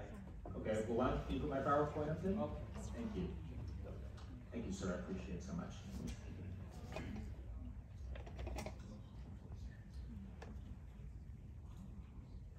Well, while we're getting the PowerPoint up and running here, there we go. And shall I just ask you to advance each time I wanted to advance? Is that good? Okay. Xiaoyuan. Yeah. I'll just ask you to advance as we go along, okay? Yeah. Yeah. You're proficient at dancing too, right, Xiaoyuan? Yeah. Okay. We're good. Just stay there. So, good afternoon. My name is Chuck Harwood. As you can see, I'm not Laura Solis. Laura was feeling under the weather this morning, so she asked me to come speak to you instead. Like Laura, I'm an attorney with the Federal Trade Commission. I also have the privilege of being the director of the office here in Seattle. So I want to first of all begin by thanking Chinese Radio Seattle and the White House Initiative on Asian Americans, Native Hawaiians, and Pacific Islanders for hosting this event and for the hard work that's been put into it by the organizers. And there's been a lot of effort made to put this together, and I want to thank them, and I want to thank all of you for being here today. So as I've said, I'm an attorney with the Federal Trade Commission and the director of the office here in Seattle. And I'll be talking today about some free resources that are available from the Federal Trade Commission to help you work with your employees and your consumers to protect yourselves and ensure that you are not victimized or harmed by illegal or deceptive marketers and scammers. First, I should note that my comments and opinions are my own, and they do not necessarily represent those of the Federal Trade Commission, although hopefully we agree on many things. So, what is the Federal Trade Commission? The Federal Trade Commission is the nation's consumer protection agency. Our mission is to protect consumers from fraudulent, deceptive, and unfair business practices. We have regional offices across the country. The Northwest Regional Office is here in Seattle, and it covers the states of Alaska, Washington, Oregon, Idaho, Wyoming, and Montana. So you probably know about scams that target consumers, your customers, even you when you're out shopping in the marketplace. But scams also target businesses large and small. Business scammers try to get money or information from their employees, and they use lies and deception to exploit people's trust in fair and ethical businesses, maybe including yours. So scammers pretend, how do they do that? Well, one way is they pretend to be someone you trust. They may communicate with you as a business or with your employees and try to convince you that over the phone or the email that you know them already, you've worked with them. They may seem believable by pretending to be connected with the company you know, or they may claim to be the government, even the Federal Trade Commission, my agency, or the Small Business Administration. They create a sense of urgency. You must act now. They rush you, hoping you'll make a quick decision, or your employees will make a quick decision before you have a chance to look into it, before you have a chance to Google it to find out what it's about. They use intimidation and fear. If you don't act now, something bad will happen to your business. They may claim to be from a utility, and they call to say, if you don't pay us now, we're going to cut off your power over the weekend. It's true, I've heard that scam targeting businesses all over the country, including in the Seattle area. They tell you something terrible will happen if you don't act now. They may ask you to pay them. Oftentimes they ask to pay by wire transfer, a reloadable card, or gift card. And more recently, we're hearing about them asking to be paid by cryptocurrency. That's an easy sign that's a scam. Why is that? Because they're using methods that they know are impossible to reverse or to track. Once you pay with a wire transfer, a reloadable gift card, or other kind of reloadable card, or even a cryptocurrency, they know that money will be gone. You will not be able to find out where it went. Law enforcement officials like me will not be able to find them. Understand, no legitimate business, no government agency will ever insist that you pay by wire transfer, reloadable card, or gift card. The FTC is not going to ask you to, the Small Business Administration is not going to ask you to, your local utility will not ask you to pay by any of those mechanisms. So, how can you protect your small business? Now that we've talked a little bit about scams, how can you protect your business and make sure that you're not a victim of the kind of schemes I'm talking about? Here are a few thoughts for what you can do. First, train your employees. Your best defense is an informed workforce. Explain to your staff how scams happen. Make sure they understand that if they get calls on their phones from people they don't recognize, they should be careful about giving out information. If they get requests for information from out of the blue, they should be careful about handing out information. Share with them what you learned today. Tell them about the concerns that exist, concerns they should have and that you have about the possibility your business could be harmed if you suffer financial loss due to a scam or a fraud scheme. If you'd like, you can get copies of free publications produced by my agency, the Federal Trade Commission. In fact, we produce a publication called Scams in Your Small Business. You can get copies of it, and you can give it to your employees to read. You can get those copies at bulk order. That's bulk order. It's on the website screen right now. Bulk order. Wait, it's on the screen. One more. Now it's on the screen. Bulkorder.ftc.gov. And you can order those free. You can order them to hand out to your employees. We will deliver them to you just like Amazon. It takes us a little longer, but we'll still get them to you, and they'll be free. Okay, never the next slide. Thank you. So let's talk about scams related to COVID. One thing we know from all health emergencies and natural disasters is that scammers follow the headlines.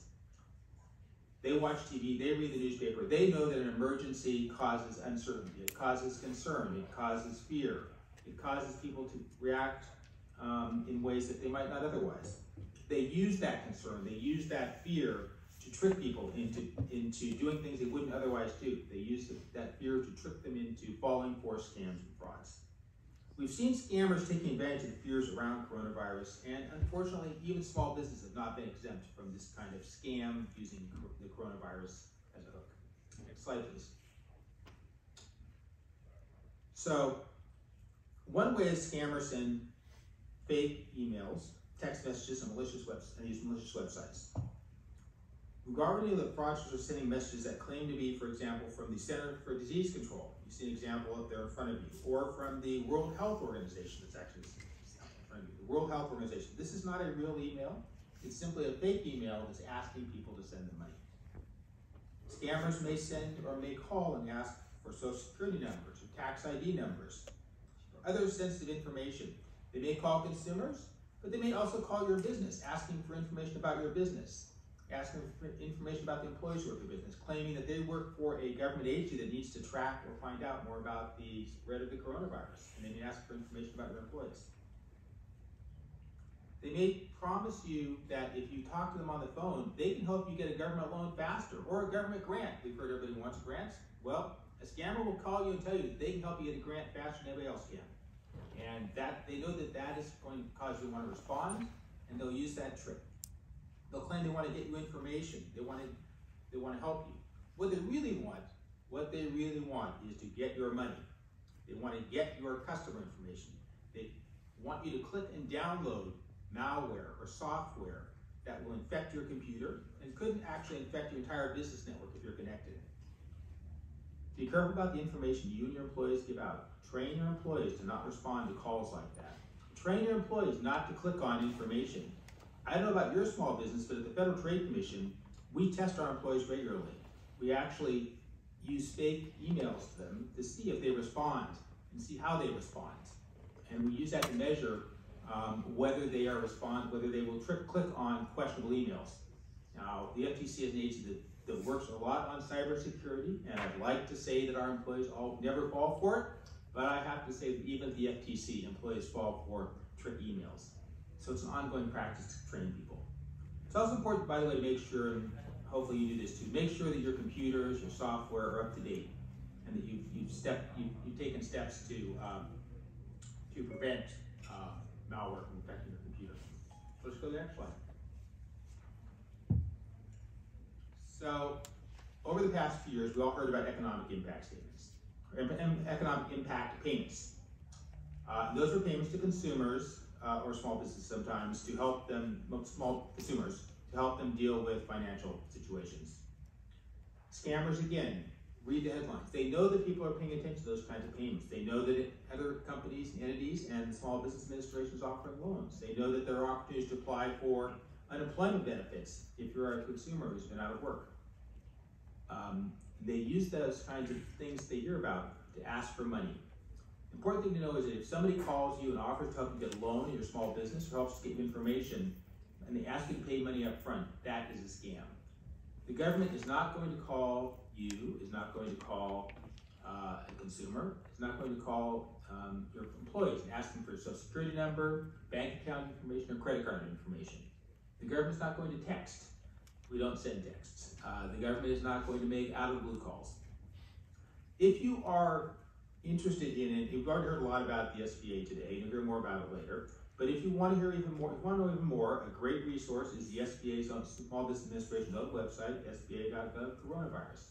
If you're thinking about issues, check that site out. Don't rely on somebody who calls you on the phone and says they can help you. Go to the next slide. So, you can hit the first. Thank you. You can go back, go forward again. All right, hit enter again. There we go. So cybersecurity. As we've moved to telework environments, cybersecurity for small businesses has become as important, if not more important than it ever was. Increasingly, scammers know that when people go home, they may not be practicing the same cybersecurity practices that were in place when they were at their offices. It's important to make sure that even in a home environment, even if your employees are all working from home, they're keeping their security software up to date. That oftentimes requires you to work with them, train them, Make sure that your networking, your remote network system is as secure, as strong as the home network, as your office network. Require them to use secure passwords. Make sure that they know how to secure their home network. Keep an eye on the laptops and securely store information. So what's a strong password? That's typically a password that's at least 12 characters and uses a mix of numbers, symbols, upper and lowercase letters. Also, employees should be encouraged never to reuse passwords and never share them via phone, text, or email. Securing the home network. Employees need to be aware of what it takes to secure a home network. If they don't have encryption on their routers, encryption, by the way, means WPA2 or WPA3. Those are initials that you'll see oftentimes in routers. That probably means their routers don't have encryption capabilities. They may be able to download new software. If they can't do that, maybe it's time to talk to them about getting a new router. Employees need to be careful about their laptops. A lot of employees take them home, work at home, but they may also take them with them when they go other places. They need to be sure to keep an eye on that laptop. It's amazing, and maybe you've already seen this, it's amazing how many laptops are lost by businesses every year. That's a real significant problem. Employees, you can work with your employees on Asian Americans, Native Hawaiians, and Pacific Islanders. And I heard Janice said earlier that the acronyms, right, USCIS, SBA, all of those, but I think I taught you on this one, right, WIAANHPI, right, WHIAANHPI, it's the one long acronym, and it's, you can actually say it in a word like WIAANHPI. But that's not what I'm here for, right? I'm not here to tell you how to pronounce acronyms, but I'm here to actually to bring the WIAANHPI to you. Like I said earlier, the initiative actually was on AANHPI, was actually first established under President Clinton back in 1999. And even through the different administrations, let it be Bush, Trump, Obama, and Biden, it's always been there. Unfortunately, how active that initiative is really driven by the administration and what the focus is. And during the Obama years, that's actually where I got involved at the beginning, is where the focus for the initiative was on DACA, right? It was the illegal immigrations that was the center of the conversations, and that's how we were active at the beginning. But this year, because of coronavirus and the pandemic and also economic issues, President Biden actually issued the Executive Order 14031, addressing equity, justice, and opportunity for Asian Americans, Native Hawaiians, and Pacific Islanders, and charged the initiative to really reach out to communities of AANHPI descent, and for us to reach out to all of you to provide information to all of you. So let me get a raise of hands, so if you all know a little bit of AANHPI, all of you, right? How many of you speak a language besides English? Come on, I want to be more interactive. How about 2 languages beyond English? There we go. What about 2 plus, more than 2? All right, well, we'll stop right there. There we go. See, we have somebody there. So, and the reason why I asked the question is the AANHPI community itself, right? As we all sit right here, and we all know we have friends of the AANHPI descent, actually is composed of about 50 ethnicity groups and about 100 languages being spoken. So despite the fact we're represented by 6 letters that's on there, it's a really huge group. And it's the fastest growing population in America, and it will continue to be. And by 2060, the AAPI population will be about more than 46 million in the United States. So that is a huge population that we would like to reach. And if small business is the backbone of America, then AAPI and AANHPI communities and small business owners will be the ones there to drive the economy and to help the economy. So, Xiaoyuan, if you can go back to the previous slide.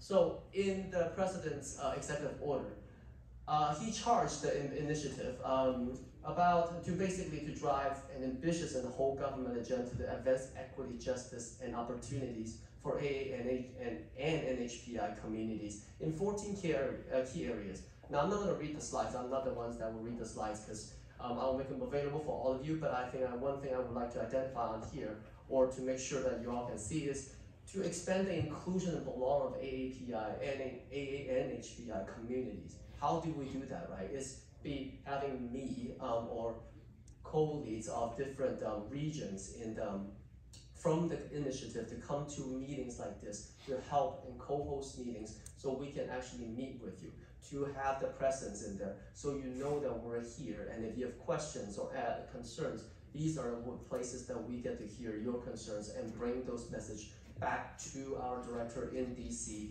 and she will be able to report out to the president and her and his cabinet. And the other part is language access of other barriers. I know language for a lot of us, right? For maybe 4 languages, right?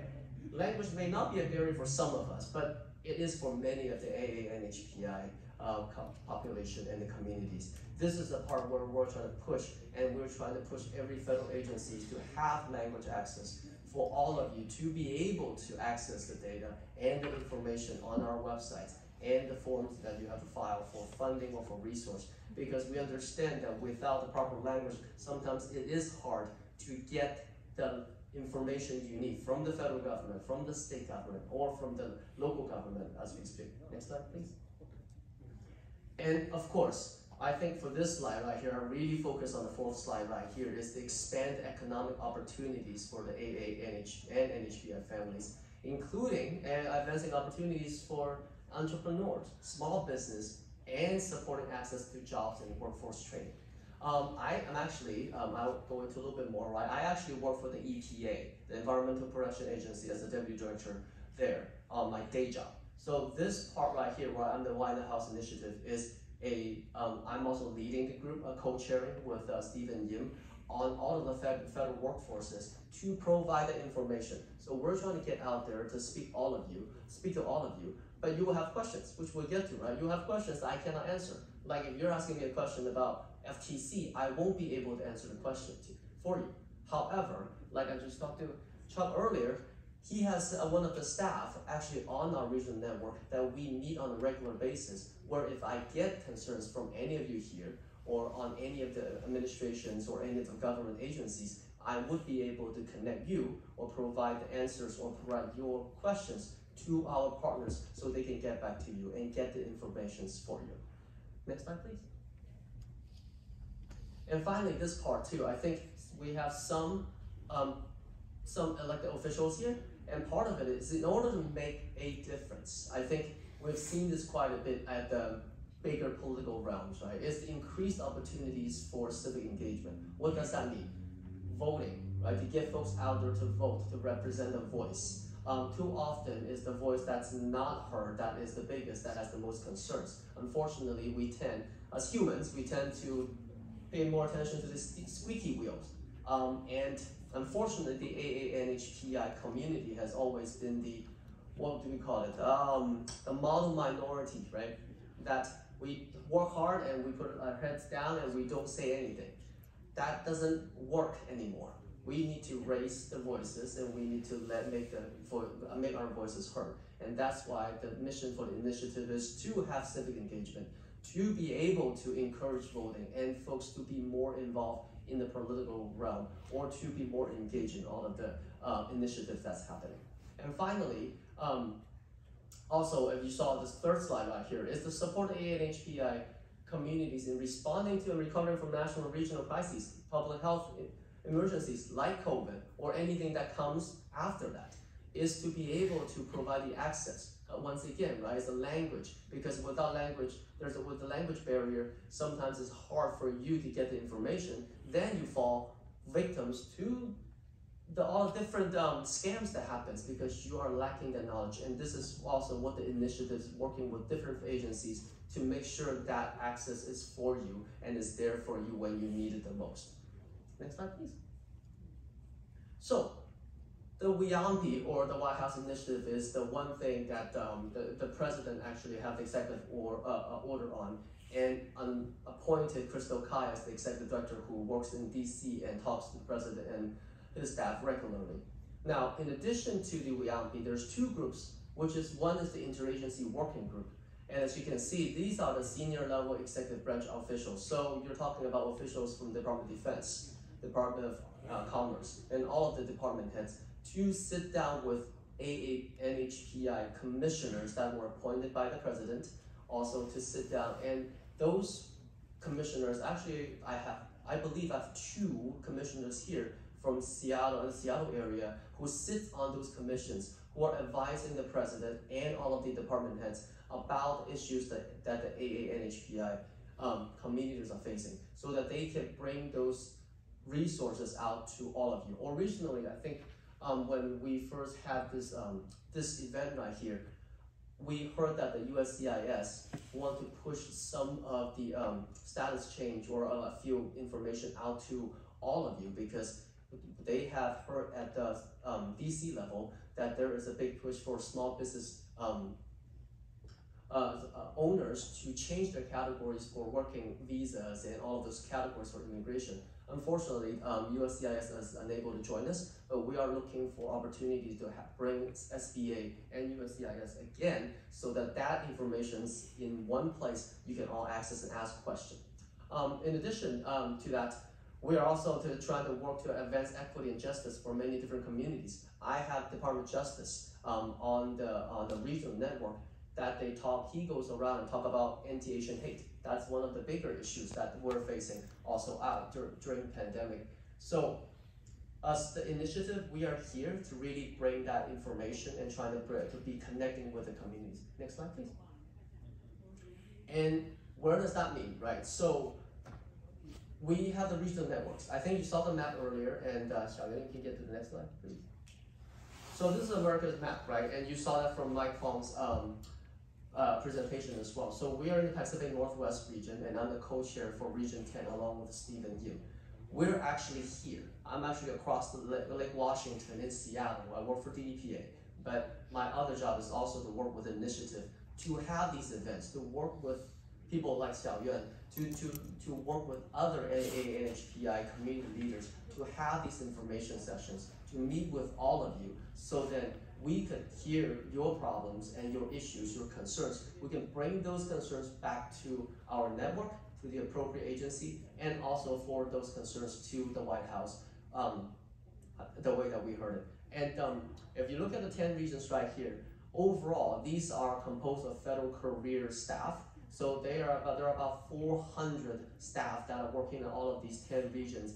In Region 10, we have about 20 of the staff that are representing 20 different agencies in our regional network. So that's why Mike is part of us. Chuck has a staff on ours, EPA, Department of Labor, wage and hour, because also we all see a lot of immigration trafficking as well, human trafficking, that are also driving the wages down. So that's why they're there. The Department of Health and Human Services, because COVID and everything else, and also Medicare. So that we are here on the ground as charged by the president to meet with all of you to bring your concerns back to the White House. And in fact, the regional administrator, actually the executive director, Crystal Kai, will be in Seattle at the end of June. So we hope to also invite some of you to be joining her in getting that message out as well. Next slide, please. So, like I said earlier, right, what does a regional network, what do I do? Because I'm here in Seattle, so what do? I coordinate all these roundtables. Hopefully, we would be able to share information with you to build the relationships. I'm hoping to meet all of you, right? I love the new faces and different faces, but also mainly we're here to support all the state, local, and community level agencies and events. So we are here to bring the resources to you. Not for you to come to take the questions to us, but to bring it to you and share information about any resources programs. Because you talked about, Xiaoyuan talked about grants and funding, right? It's not only SBA who's got funding. If you have other things, like if you're working in the medical industry, you can also get funding from Department of Health and Human Services. If you're looking at construction, if you do any sustainable construction, you might be able to get funding from the EPA as well. So there's grants is not only for business, not only from small business, but there's also grants that are for nonprofit or organizations, for groups, and also business that may work on a specific niche or a specific agency or I would say initiatives and focus as well. Next slide, please. So our other part of it, I think I talked about it, right, is to provide recommendations and guidance to the WIAMPI, to the president, and also solicit community feedback. And that's why I'm here, to try to get as much information as possible, so I can pass it back to the bosses up in the White House in DC, so they could help move some of the barriers that are hurting your business, that are hurting the communities. So hopefully those voices are heard, and we've heard enough times to push the president to maybe make changes. Let it be internal, within the agencies, or within the country domestically, or maybe international trades and such that could change the policies as well. And next slide. So these are our contact information.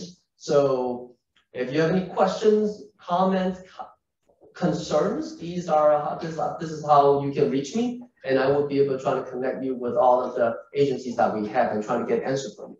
And in addition, if there's something you would like to hear for more information and such, we will also work with these agencies that are in the regional network to provide and host events such like this, so that to provide information at a more centralized and also convenient for you to gather information. So with that, I would like to thank all of you to be here. Also thank Chinese Radio, Chinese of Seattle for the opportunity to speak to all of you. Thank you.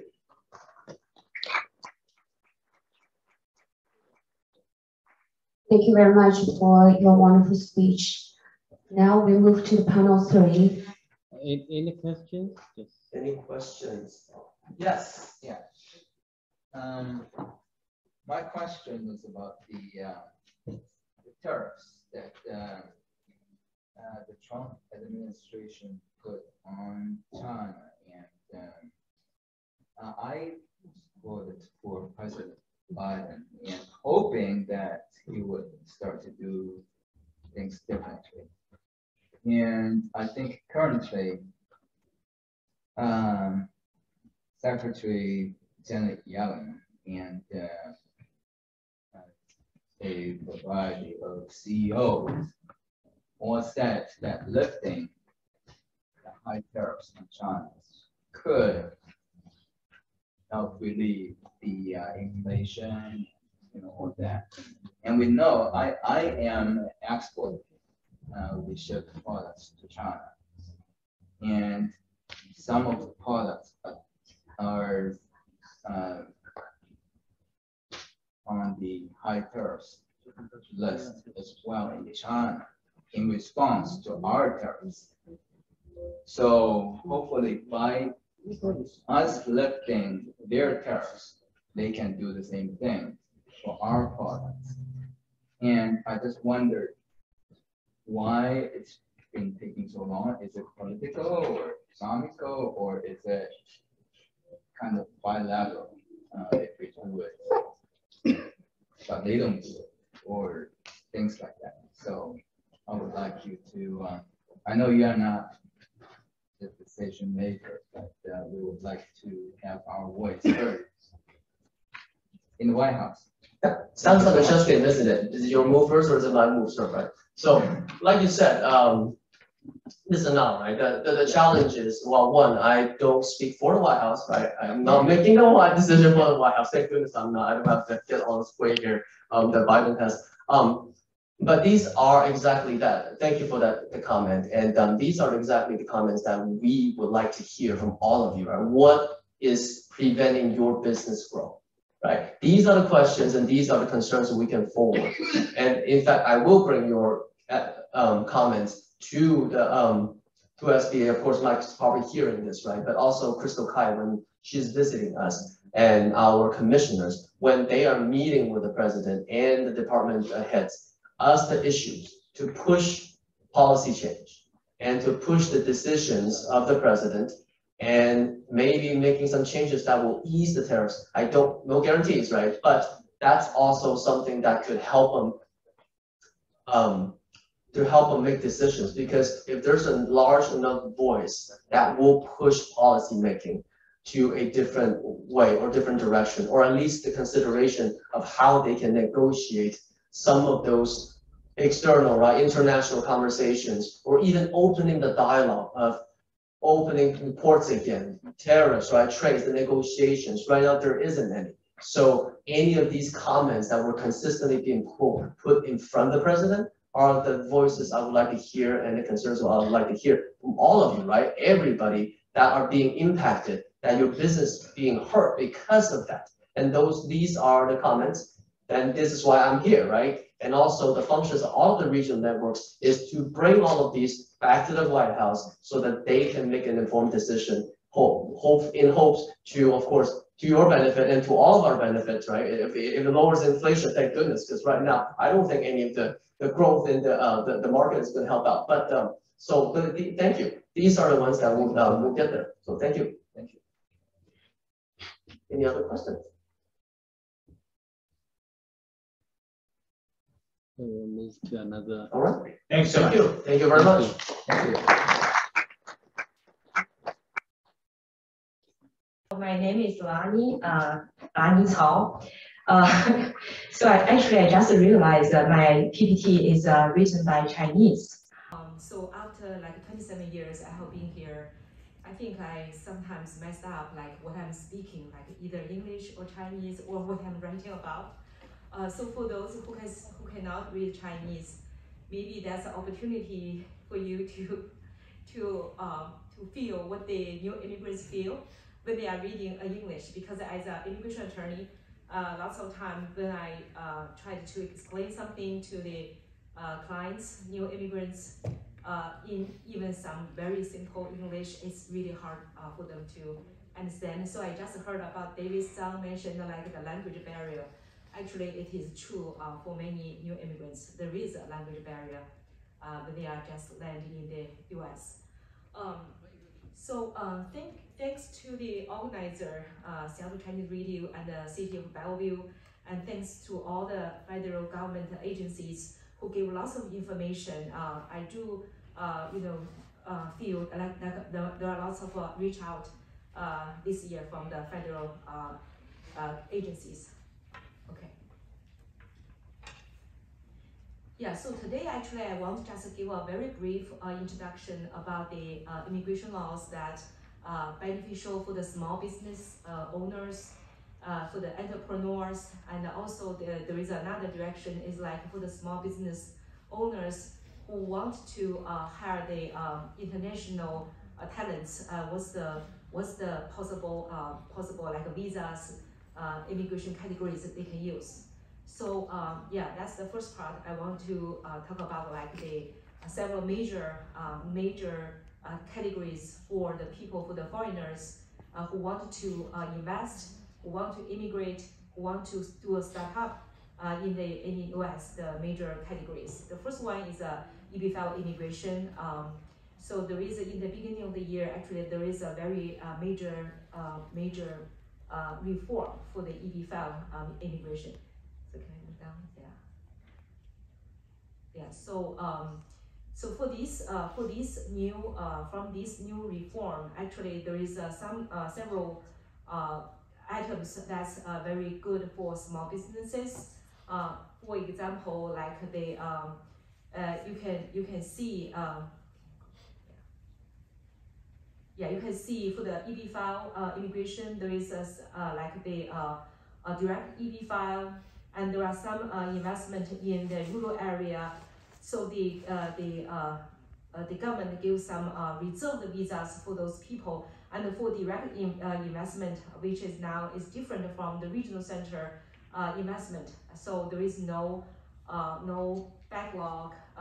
Yeah, so that's very good because for the regular regional regional center investment, there is a very long waiting period. So you can see actually the China, mainland China board for the regional center one. Actually, is the priority date is 2015 November. So it takes about like 7 to 8 years they can get the green card. But the new policy, the reform, the EB-5 give direct EB-5 some break. Yeah. Okay, the new the investment amount is changed to increased. For TEA is 800,000. For non-TEA is 1,050,000. Yes. So the big problem for people for the investors from mainland China is how to get the money out to the US. So because we have for those investors who have already invested in the like the direct EB-5 or regional centers, they use lots of ways. but it's getting harder and harder. So that's there are lots of new things maybe the USCIS accept, and there are some old ways actually that's okay for the past, but it's not acceptable for now. So if you do EB file, you need to be really careful about how to prove the source of fund is legal. So that's I already mentioned about like there are some direct EB file and also some even not direct, but if you is in a rural area, there is a visa number reserved for those people. So if you are startup, you are entrepreneur, so when you choose the investment project, you need to maybe pick these areas of investment. Yeah, so this one is it's called a multinational managers, or that's for multinational cross-border multinational companies, and there are actually several categories. One is for the managers, executives. The other one is for professionals. So lots of people are really familiar with this kind of category, but but you can actually, if you know it really well, you can better use it. So that's for extraordinary capability people. So it's EB1A. There are lots of requirements. So why is it related to small business? Because these people, some of them are actually entrepreneurs, very successful entrepreneurs in China, and or in another country. They have those kind of like patents. They are maybe they are just like managers, but they have like they can prove they have special capabilities. So they can use this way to actually to immigrate to America, but they want to do some startup business. Okay, yeah. Next page, yeah. Okay, next page. Okay, so that's a very interesting category. It's called the international entrepreneur actually parole. So the interesting is because that's when you say parole, what does it mean? It's not an immigration visa. It's not an immigrant visa. It's not non-immigrant visa. It's actually called a parole. It's a kind of a special permission for you to stay here if you have a special project. So this that's very good for actually for green card holders and US citizens. If you want to do some project for these international work with these international entrepreneurs. After I actually got into several seminars by this federal agency, I realized that actually there are lots of actually federal grants, for small businesses. So this is one of the like a parole or like immigration type the international entrepreneur can use and to work with green card holders or US citizens, because if you can get the federal or state grant, so it's like 100,000, you can, that's one of the elements, actually you can pass the requirement for this parole. Yeah, and then also for the job creation, after 2 and 5 years, the job creation is only five job creations. So that's not a big, not a lot of requirement. Yeah. Okay, see there is, if you can read Chinese, if you can get, it says if you can get the government grant, 100,000. That's in the past 18 years. Actually, you are qualified for for one of the elements for this parole. So it's really interesting because actually in the last administration, this law is there, but it's not encouraged by the government. So very few people use this parole. But in the whole nation, actually there are only 3 cases passed for this category. So after the Biden administration, they announced, they made a special announcement saying this law is still, it still exists. Please use this, regulation.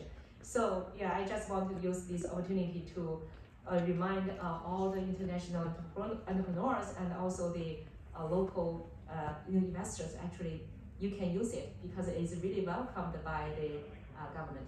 So this E2 and E1 actually is for those treaty countries, not for mainland China born. However, if you're mainland China born, but you have like say Canada, Canadian visa, you have Singapore visa, you can still use that one. But for the small businesses, that's another direction. If you have a small business here, even some of the resources is from foreign, but it's still U.S. Small business, right? Because it's a U.S. license. So then, if you want to hire international employees, there are lots of ways, lots of visas available, and not only about the visas, you can also actually go through the immigration process, get a green card for them, even they are in foreign countries.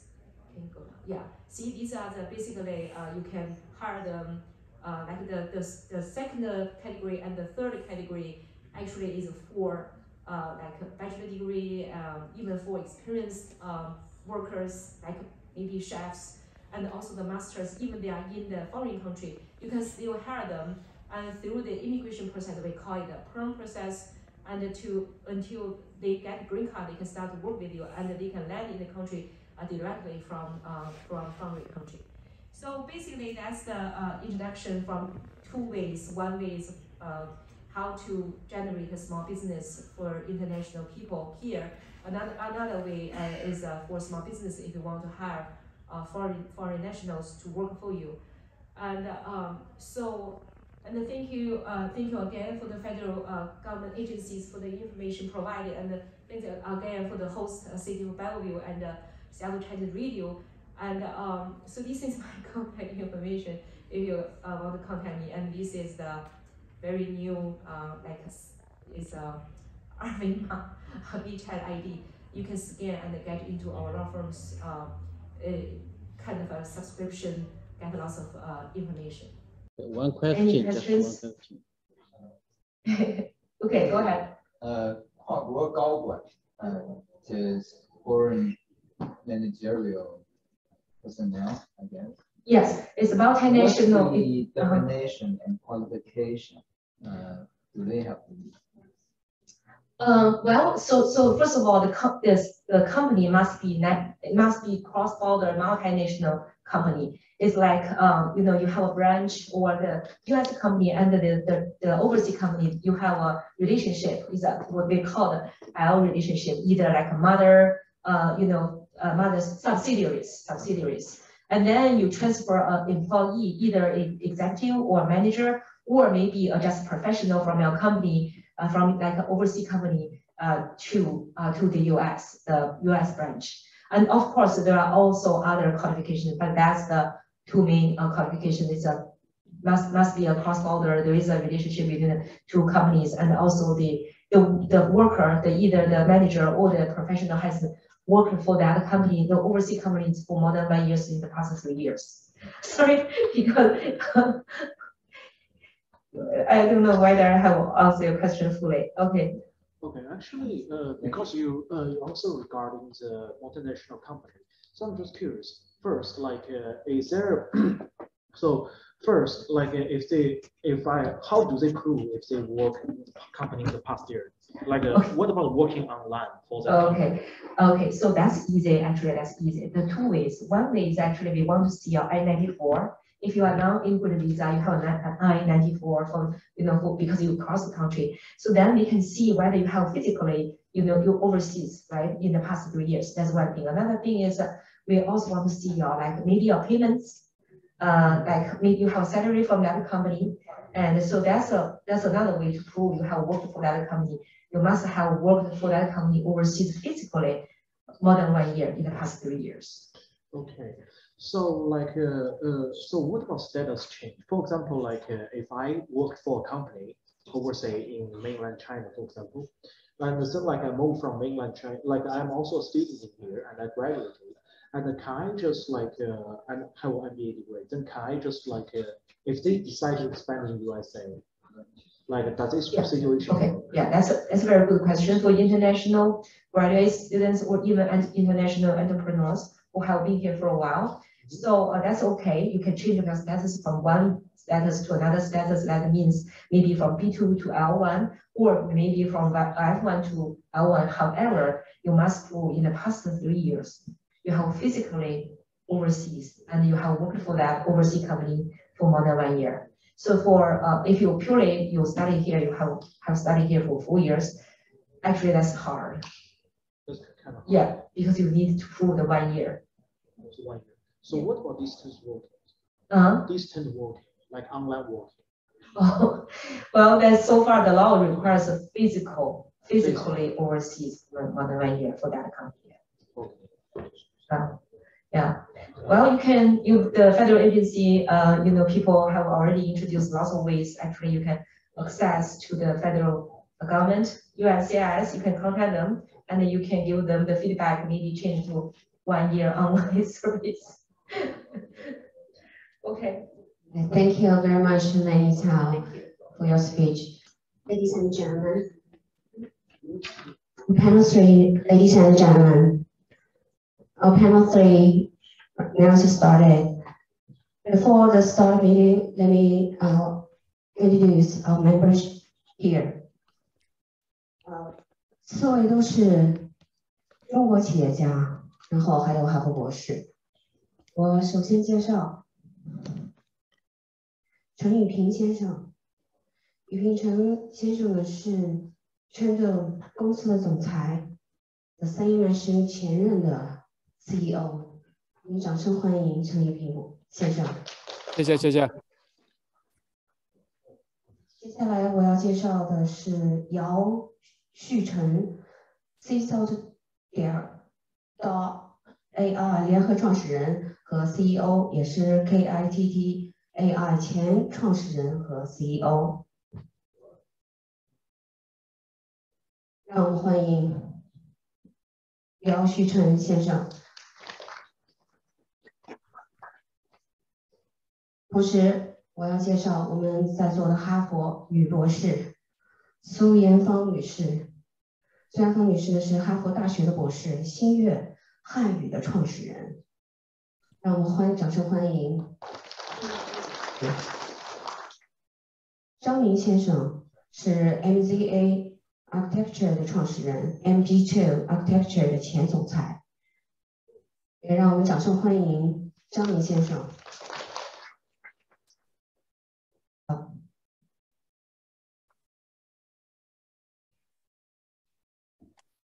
所以呢，今天在我们最后的这个 panel 的 meeting 上呢，我们想先请苏妍芳女士，你可以先做一个自我的介绍。邹女士开始，谢谢。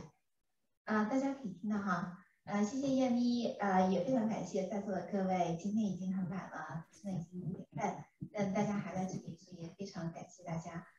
我们这个 panel 的语言是用中文是吗？还是中文？好的。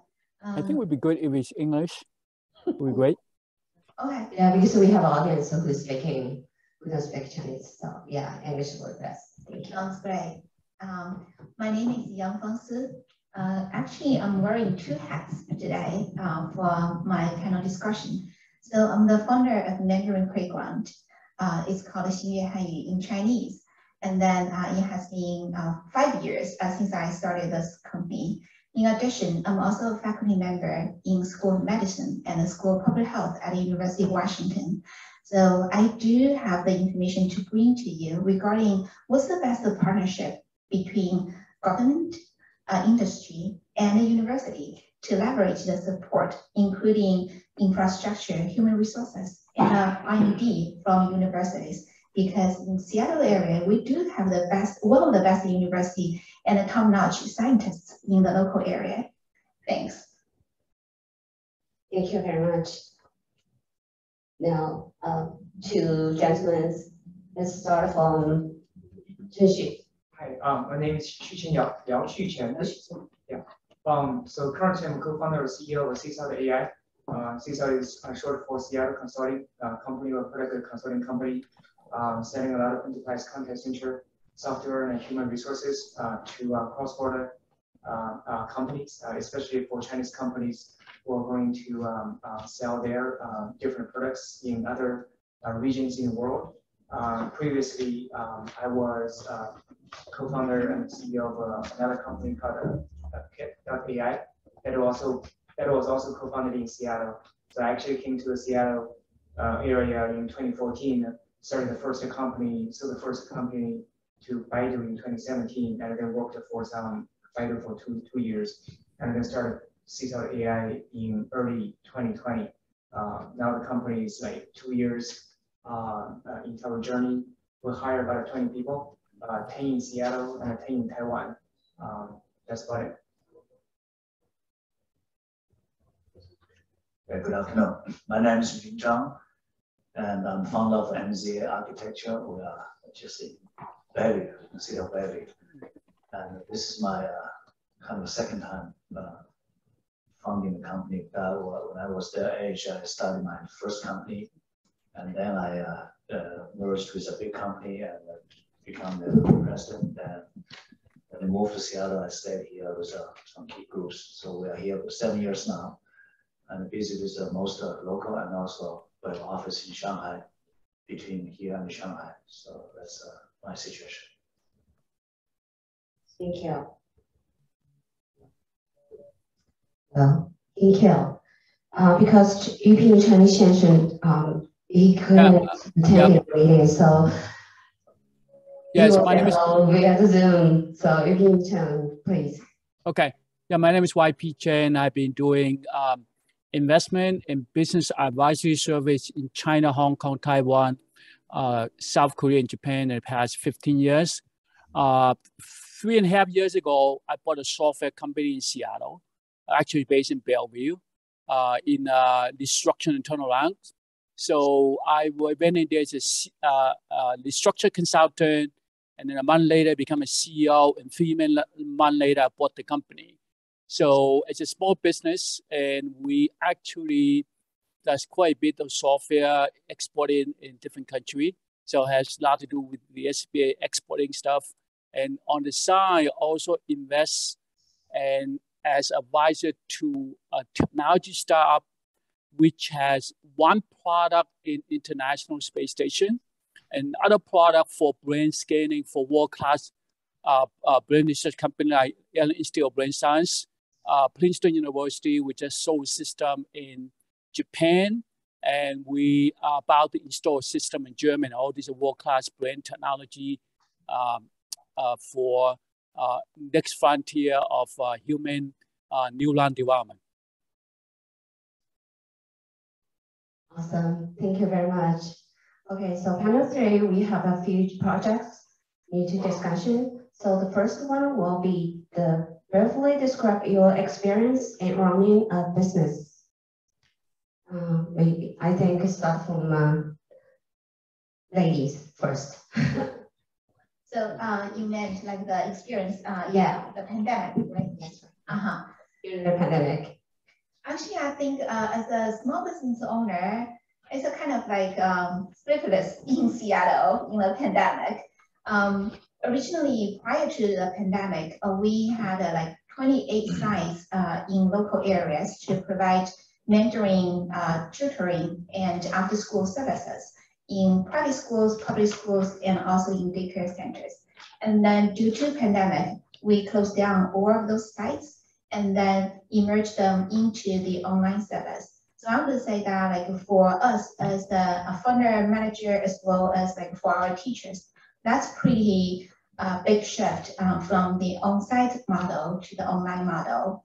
That's one of the change. And the second one is that like in the pandemic, actually there's a surge in the demand of online service. So for our volume of students that we serve, it has been dramatically changed or say increased in the pandemic period. So that's a positive sign.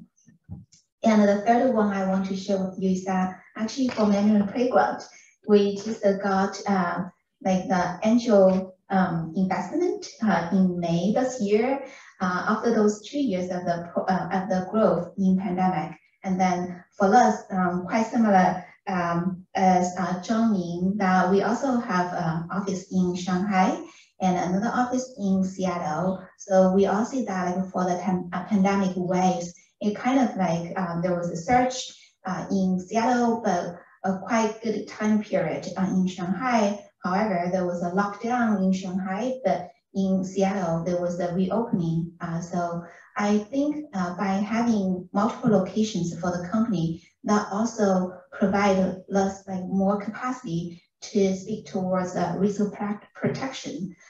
Yeah, those are 3 insights regarding like how we survived in the pandemic. Thanks. Thank you. So next, please. Sure. Maybe I'll just share some of the interesting stories happening to my company. We actually started in 2020 January. That is like on the very frontier of the whole pandemic breakthrough outbreak, right? So we're actually looking at office spaces in the crossroad region and talking with the business manager. She wanted to rent the office space to us, I think for $32 per square feet or something. And then we said, okay, we're going to sign a lease for $30. Eventually, the price came down to like 30.4, and she was in a barge. And then we said, okay, well, never mind, fuck it, we're not going to do it. And then 2 months later, pandemic hits, and then nobody's going to offices anymore. And then we never had an office from the very beginning. But unfortunately, I got tons of furniture already bought for the office, still in my garage. Like 10 different desks, 20 monitors, packed in my garage in the past 2 years. So that was pretty interesting. A lot of our hires are pretty remote. We mainly hire from UW, and those students actually came from all over from the country, and they quite like it. One employee of ours just moved to Portland, and then she bought a house over there because she just liked that region. And nobody said they would want to go to the office again. So every day we just do our online meetings, which creates two problems for us, I guess. The first one is that payroll-wise, it's just difficult because we have to do a lot of taxes in different states, and that's giving our CFO quite a bit of problem. And then the other part is that I found out when you switch to remote meetings, people are always late to their daily meetings. One example I used from within my company was that usually if you go to the office, people get to the office by 9 o'clock, sometimes 8:30, right? And they're always on time. Now we have our daily meeting at 9:30, and still people are 5 minutes late, 10 minutes late. People wake up at 8:30. So that's a kind of side problem. They save down the traffic, but really didn't save on the work hours, I guess. So. Thank you. Yeah. So John, we would like to hear your thoughts as well. Okay.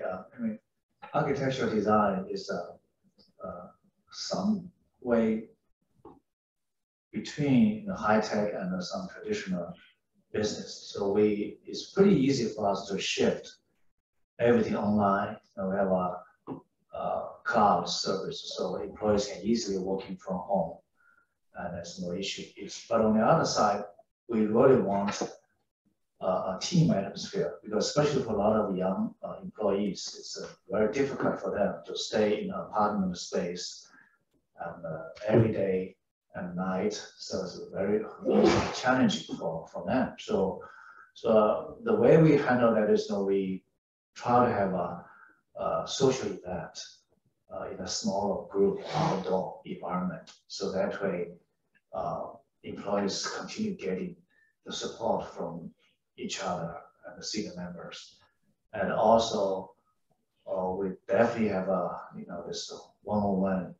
I have a meeting with all employees every couple of weeks to make sure they be heard and make them feel much more calm. And of course, from project side, we pretty much have a meeting every day from different Zoom, Microsoft Teams, thanks to all the technologies. And for the China just in a certain degree make my life much easier because at least I know my wife liked it. I usually travel to China every 2-3 months, but right now everything shut down. So almost 3 years now, I've never been back to China, but thanks to the Shanghai office really helped us managing all the clients and consultants, government agencies. So this works out pretty smoothly. And real estate market is a long-term process. So so in the I can tell you, the beginning of 2020 we were pretty good, no problem, because a lot of projects continue to carry through. It just kind of stopped there. But pretty much, toward fourth quarter of 2020 and pretty much most of 2021, we see a pretty slowdown in some of our clients and the sectors, especially the hospitality. We have a 38-story hotel tower in Seattle downtown. We're in the middle of the CE phase, then the client decided to stop because they just everybody knows the restaurant and the hotels hurt the most during the pandemic, so they just cannot afford to continue moving forward with the existing operations are so tough. We totally understand. But good news is now the Seattle's, even the Seattle downtown is banking pretty quickly. I mean, all the hotel has been really, in terms of rates, they have been more than pre-pandemic, even though the vacancy rate is still higher than before, but way much improved.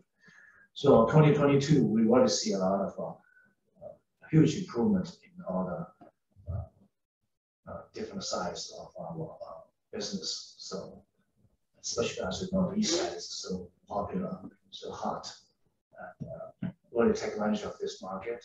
And but still, this is a pandemic really create a lot of uncertainty. So even our clients, they are still very cautiously with all the high inflation and short of material level, and it is a lot of challenges ahead still. Thank you, Mr. Zhang. So, Mr. Chen, please share your thoughts with us. Thank you. Last time I was in China was December 19, 2019. So I left China, and since then I never got back. I mean, my investment in business, consulting business in China is now gone down to nothing. But fortunately, when I come back to Seattle, by early February 2020, Wuhan shut down. Then Seattle has first case. I was in Hong Kong when SARS happened in 2003. I was newly alert.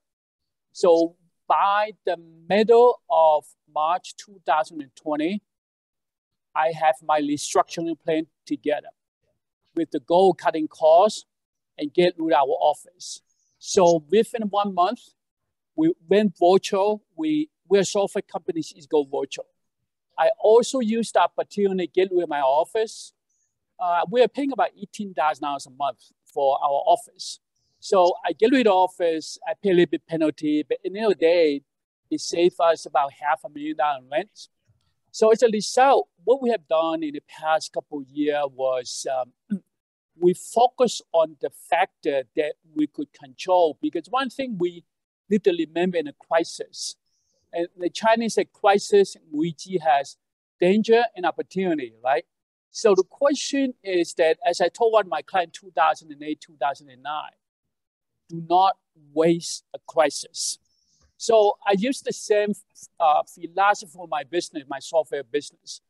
So over the past couple of years, our software is catered to small, medium-sized business, primarily in the US, English-speaking country, United States, Canada, Australia, New Zealand, UK, and that's pretty much the customer base we have. But because they're small, medium-sized business, they impact very badly as a result. Our revenue dropped substantially. But what is interesting is we were able to cut the cost faster than our revenue decline. As a result, for the first 5 months of 2022, we are making most money in the past 10 years, and our profit before tax was about 30+% range. So we have quite a bit of cash flow. So the lesson I learned from this crisis is, it's kind of built on, I've been in the block a few times, so I built on my first experience in the financial crisis in about 1989. When I was in New York, I'm in a school. I'm in a Columbia Business School. No, it was a Columbia Engineering School. Then I experienced the first housing downturn. And then 97, I was in Hong Kong. And then 2000, and then dot-com bubble 2000, I was in Hong Kong as well. And the dot-com bubble, I benefit from it. I made a decent amount of money. And then 2003, then within 30 days, I moved my family back to the US. And then 2008, 2009, I also benefit quite a bit from the downturn. So when 2020 happened, I realized there's one of these opportunities. If you know how to position rightly, you could benefit from it. So I think that I really credit our reaction to my experience facing about 4 or 5 crises in the previous 20, 30 years. They help us. And I think, personally, next crisis is around the corner. So we need to be very alert for it. For last Thursday, I told my team, I said, let's prepare for the next crisis because this recession and inflation is going to last much longer than we expected it. So let's prepare for it. Thank you. Thank you very much for 4 big bosses to share the story with us. Okay, so next project and question is, how was your small business survived the crisis? Lady first. I think as other entrepreneurs share that by thinking about like the surviving mode, actually psychologically speaking, that's like very stressful. But in reality, I think like for our CFO, she did a fantastic job in predicting like the future potential growth of the volume of students we were about to serve. And in addition, was really about like how exactly to control the costs. So for example, for the personnel side, whether are we going to have more contractors, like by having more teachers as contractors or have the full-time employees with a W-2 status. So those are very important decisions which we have discussed with our CFO and trying to think really hard about like how exactly even like to make it even as the first goal or maybe have the positive cash flow as the second goal. So I would just say that we really relied on the expertise in financing, especially like corporate financing, for us to sort through. And we have been like very creative in thinking about what kind of service we can provide. Initially, our business started by having both the on-site and online programs. And then in pandemic, we have been piloting different models. For example, like while we were thinking to merge the on-site model to be the online model, and then all of the students in the same cohort, they might know each other. They are quite similar in terms of their age as well as their level of Mandarin acquisition. So we're kind of experimented by forming like a large group of the classroom, which was opposite to our additional, like traditional online model in which we might have the one-on-one service or like a 1-to-2, 1-to-4 in terms of the teacher-student ratio. So I think it's really about like how exactly to leverage the financial expertise in thinking of corporate financing. And the second one is how exactly to be innovative in the cost control side. Thanks. Yeah, please. Sure, yeah. So we got a big demo day 2 weeks ago, and we're trying to sell to McDonald's in Taiwan. And 2 of my core employees got COVID 2 days before, 1 in Taiwan, 1 in Seattle. That really sucked, I guess. Sometimes, I guess, I just want to ask people to be very careful with yourself. Like when you got a COVID, health-wise, it's a disaster, but also sometimes, brings a lot of damage to the company. So most of the time, since we're a software company, we're not so worried about physical locations, etc. and also the paying capabilities from the customers have never died down either. I think most of the part that I worry about is just the health of my employees, and then how the how they work every day, and then whether they can have a full working week with us, because for a small startup, every employee really matters quite a bit, especially on some critical occasions, right? So, but as a CEO, I can, even as a CEO, I cannot really, I can ask them to be careful, but I cannot ask them not to do anything at all. Like in the weekend, younger employees still like to party. There's nothing I can do. There's just sometimes pray that they don't get sick.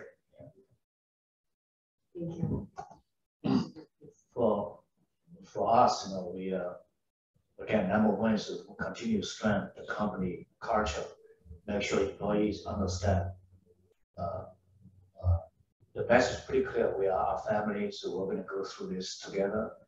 And for example, in the harder time, in the second half of 2020, what we do is we go short of work, but we don't let anybody leave. And the way we do is we start from leadership team. We can follow. So we're going to working depending on your workload. Some people 4 days, some people 3 days a week. Then the employees see that in the eyes. They know we are working to really protect them. So we should really get good returns, because eventually we have some employees that also getting followed. Everybody understand. And now in 2022, we're so busy, and a lot of firms looking for employees. And this time we can tell. So many companies, the employees starting moving around, but our employees staying pretty, we don't lose any employees in our company, so which is great stability to keep the operation. Another one is, I would say, as owner, I have to put extra burden on myself. Yes, the world is shut down, but doesn't mean my communication with outside clients, internal employees were shut down also. So I have to spend more time, and our leadership team same way, talking to our clients, make sure they get the service. And also, funny things, I probably played more round of golf in the last 2 years than my lifetime, because that's the only sports you can do, outdoor and social with your clients. And so these are all the things that we work together to overcome the hard time. Yeah, of course, thanks to the government PPP, and it really helps every small business. And for architecture, is middle-sized, not small, but still we definitely qualify for that. So we take advantage of that program and will help us to overcome. Thank you very much, Mr. Zhang. Mr. Zhang, please share your story with us. Yeah, I look at this from 3 perspectives. First, strategically, you look at human evolution.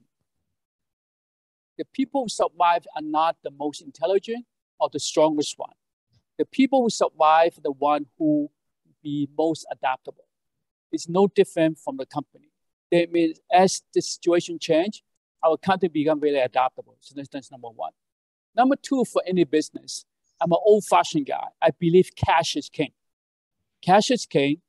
I manage very tightly about our cash. Of course, like Ming Jiang, we benefited from the government PPP. Without the government PPP, we will not be surviving today. So we were very grateful. That's why I told my phone, we're really grateful. The government, the SBA gave us, actually we got 2 rounds of PPP. So that was very good. And so second is cash flow. Third thing is about the team. At the end of the day, we are in, human capital business. We're not making any gadget, right? So in that perspective, one thing we are doing is that, number 1, I always tell our team, I do not pay you salary, but it's the customer who pay all our salary. Therefore, make sure whatever you do, make sure you take care of our customers. So that's number 1. Number 2, in a situation, you do not always have perfect employee. the way I've done in the past 3.5 years when I bought this software company, I did not lay off anybody, but I proactively manage the people out. I proactively manage so they can leave at the end of the day in a very amicable way. Sometimes take a little bit more time, take a little more skill set, but it works out really well. And the third thing is that, I tell people that the company doing well, you're going to do well. So basically, I have this rule since I get into the company is that before the shareholder get the profit, I said 15% of the profit before tax will go as a profit sharing to all the employees. So that means that if we make money, all you get 15% of the cut first before the shareholder get a cut. So that's how we kind of use different methods to motivate our employee, motivate our team, and make sure they are happy.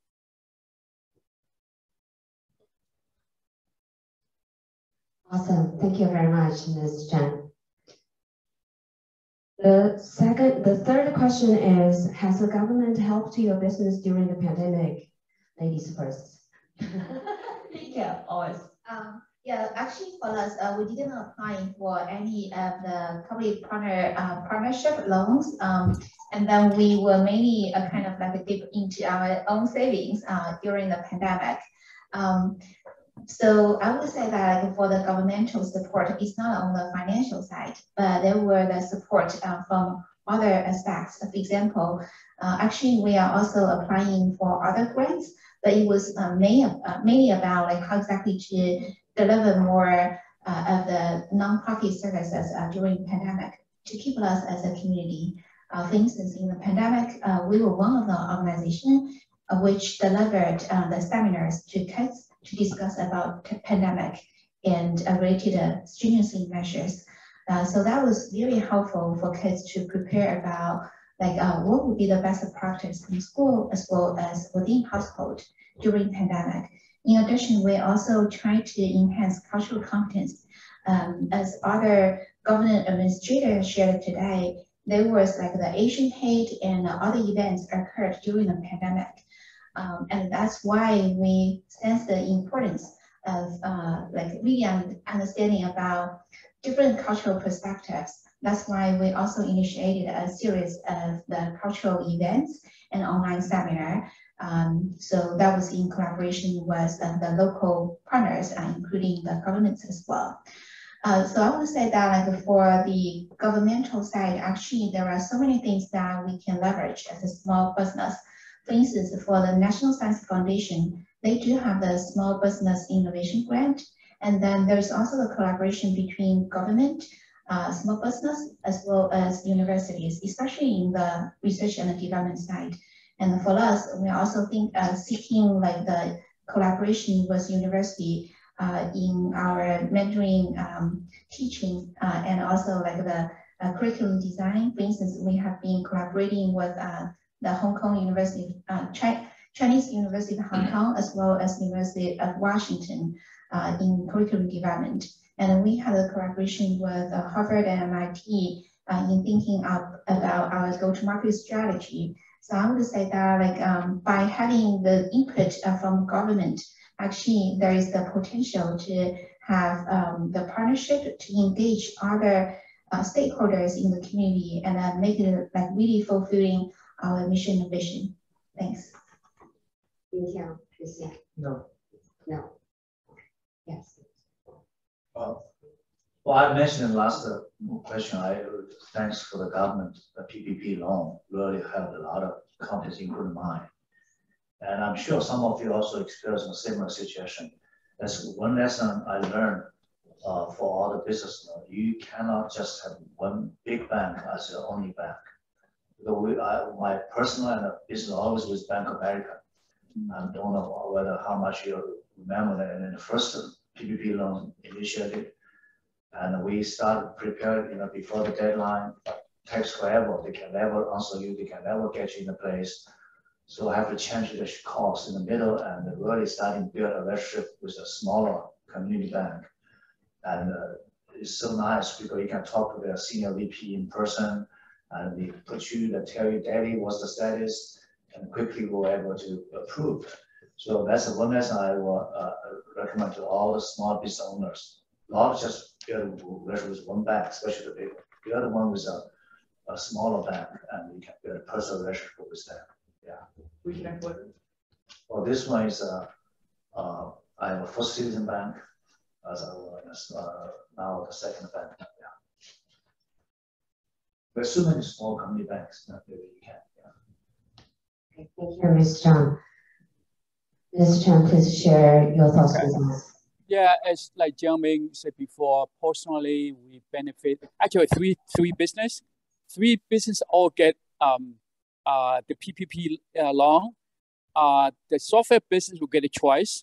And then my consulting business, I like Jiangming, the software company, I get it from a mid-sized bank. It's very not easy to deal with. And then my consulting business, I got the PPP from Bank of America. And then the other high-tech company that I just separately get it from Chase. So it really depending on your luck sometimes too. For my software company, actually, we additional PPP, we also benefit from for a few months. We still have the SBA loan that was incurred by the previous owner. That was the loan has been around for about 10 years, almost 10 years. So to my pleasant surprise, and during the COVID-19 for a few months, the government also forgiving our payment for a few months. So it turns out that we really benefit from this PPP and in the loan. Then unfortunately, I tried to apply for EIDL, not because I really need it, but because really the cost of capital, right? For some of you, hopefully understand the term what the cost capital, 3.75, you don't have to pay for 24 months, and then it's up to 200,000, no personal guarantee. And I thought that's a really attractive loan. Then instead of going to the bank, I just said, I could do it myself because I have this number of sophisticated stuff like that. But unfortunately, I applied in August 2021. And then fortunately rejected me. They gave me a listen. I went through the appeal process. The long story short, I did not get it. They finally turned me down in May of 2020 and just said, sorry, the government ran out of money. We're going to give you the loan. So that was kind of my experience with the SBA. The key thing is that during a crisis like this, there's a lot of government resources we tap into. That's why I'm really very pleased that Xiaoyuan and in the SBA of this kind of seminar to help the small business owner to get educated, to understand what the government resources are available. So help you to weather the storm and get the cash will allow you to stay in the business until the upturn comes. For example, I also explore Washington State has also a loan a couple of months ago that I look at it, is that, it's personal guarantee. As I forget it, I get a low cost capital. I don't want my personal guarantee. I want to separate my personal assets and the business asset. So I did not go for it. So again, the summary to this is, yes, I'm very grateful for the government, the SBA, to give us a different loan, allow us to weather the crisis in the past couple of years. Okay, thank you. Number 4 question is your business recovering and developing smoothly after the pandemic? That's the place. Actually, it's not about recovering at all. It's really about rethinking of the business model. As a traditional educational company, maybe in prior years, it was very important in thinking about maximizing the revenue. But in pandemic, we have changed our own thinking and really thinking about how to survive and how to minimize our expenditure. So I would say that as a social entrepreneur, actually we learn a lot in pandemic, and also we adapt a lot in pandemic. Because for me, this is my first entrepreneurship, and then it's different from YP, very experienced. So it's a kind of really learning by doing process. And then for us, since we have increased the volume of students as well as new investment kicking in, so it's really not about recovering at all. And I kind of consider online training and education as a new trending very trending and it's newly emerged, especially in the US.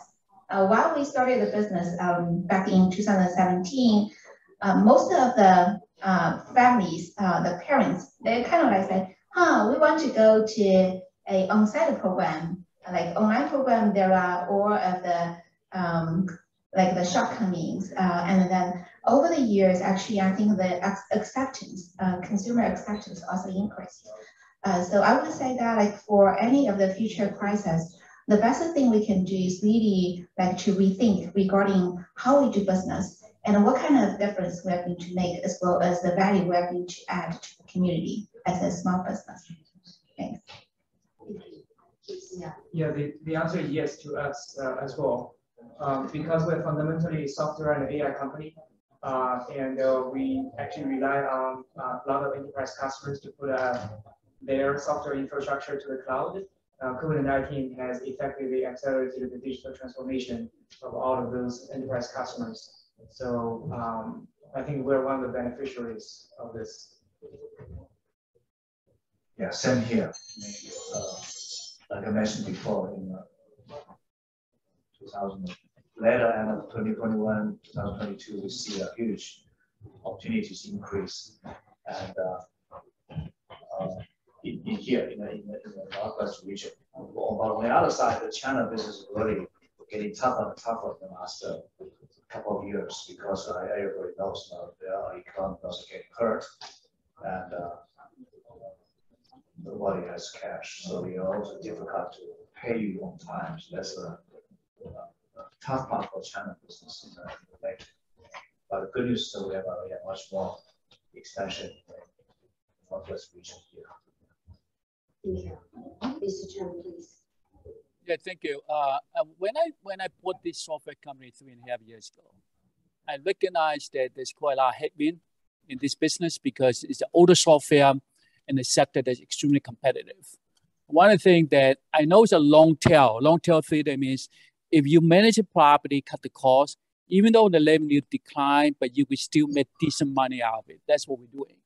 But moving forward, one of my biggest challenge and my biggest headache is in the past 3.5 years, I have not really found a product feature that could really help us to expand the revenue, or found other company I could either buy or merge with and making a much better platform, have a better revenue stream. But hopefully with the downturn in the technology, the stock market Nasdaq is down 28%, and then a lot of technology company, especially a lot of startup, are really in trouble, run out of cash. So if anybody knows a startup company, they run out of cash, but they have a decent customer, there's no cash flow breathing. Yeah, I'm interested in talking to a company like that, and so I explore possibility, acquire this kind of company, help us to move forward, position for the next few years. That's what I'm hoping for, is really just take on the opportunity created by the overvaluation of the tech sector in the past decade to some extent, and it's a repeat of a dot-com bubble now. So the valuation of tech company have become down substantially. That means probably 80-90% of stock will go out of business. But if there's a way to pick up some stock, have a good product, but the interesting product and some customer, maybe a way for us to position ourselves moving forward. That's some of my thinking. But obviously, found a company like this that meet my investment criteria is extremely difficult. On average, I probably do buy or invest in one company once every 5 to 10 years. Thank you, Mr. Chen. Now we move to the 5th question. What's the secret to your business's ability to success? Dr. Su, please. For us, I think actually there is no secret at all. I kind of feel like in this field, it's a complete competition, and then there is no monopoly or oligopoly in the field. And for us, the only success is that we are very dedicated to education itself rather than thinking about making profits.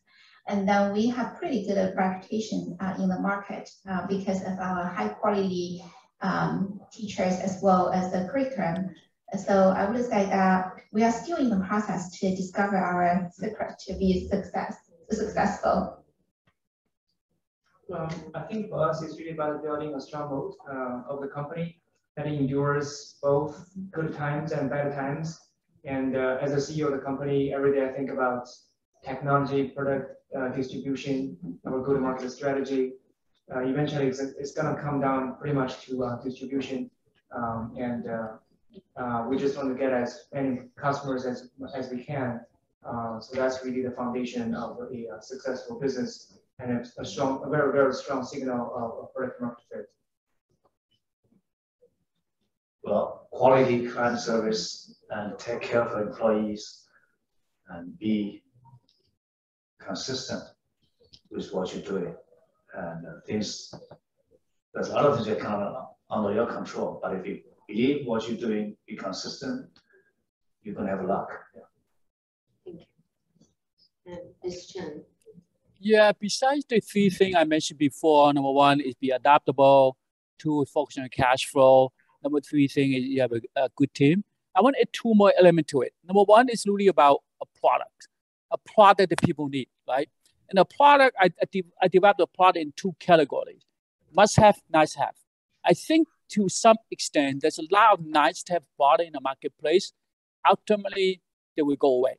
The key thing is how do you always come up with the product called must have that we're willing to pay for it. So that's number one.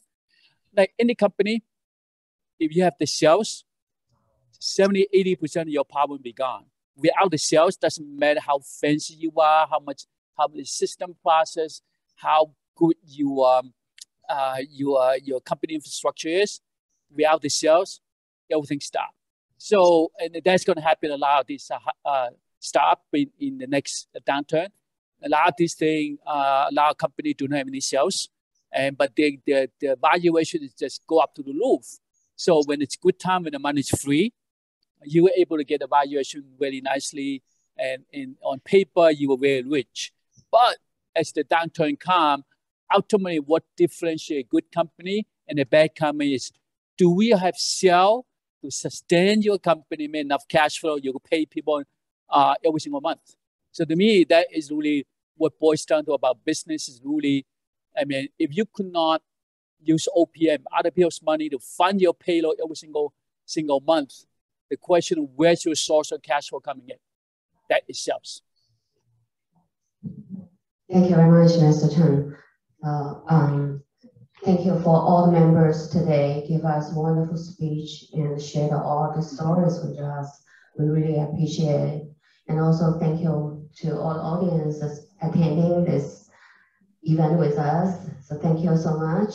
We really appreciate everybody's patience and joining us for this event.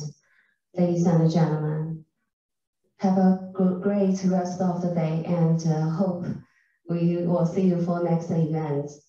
Thank you. Thank you, everybody. Okay. Right. So I'm going to disconnect. Thank you very much.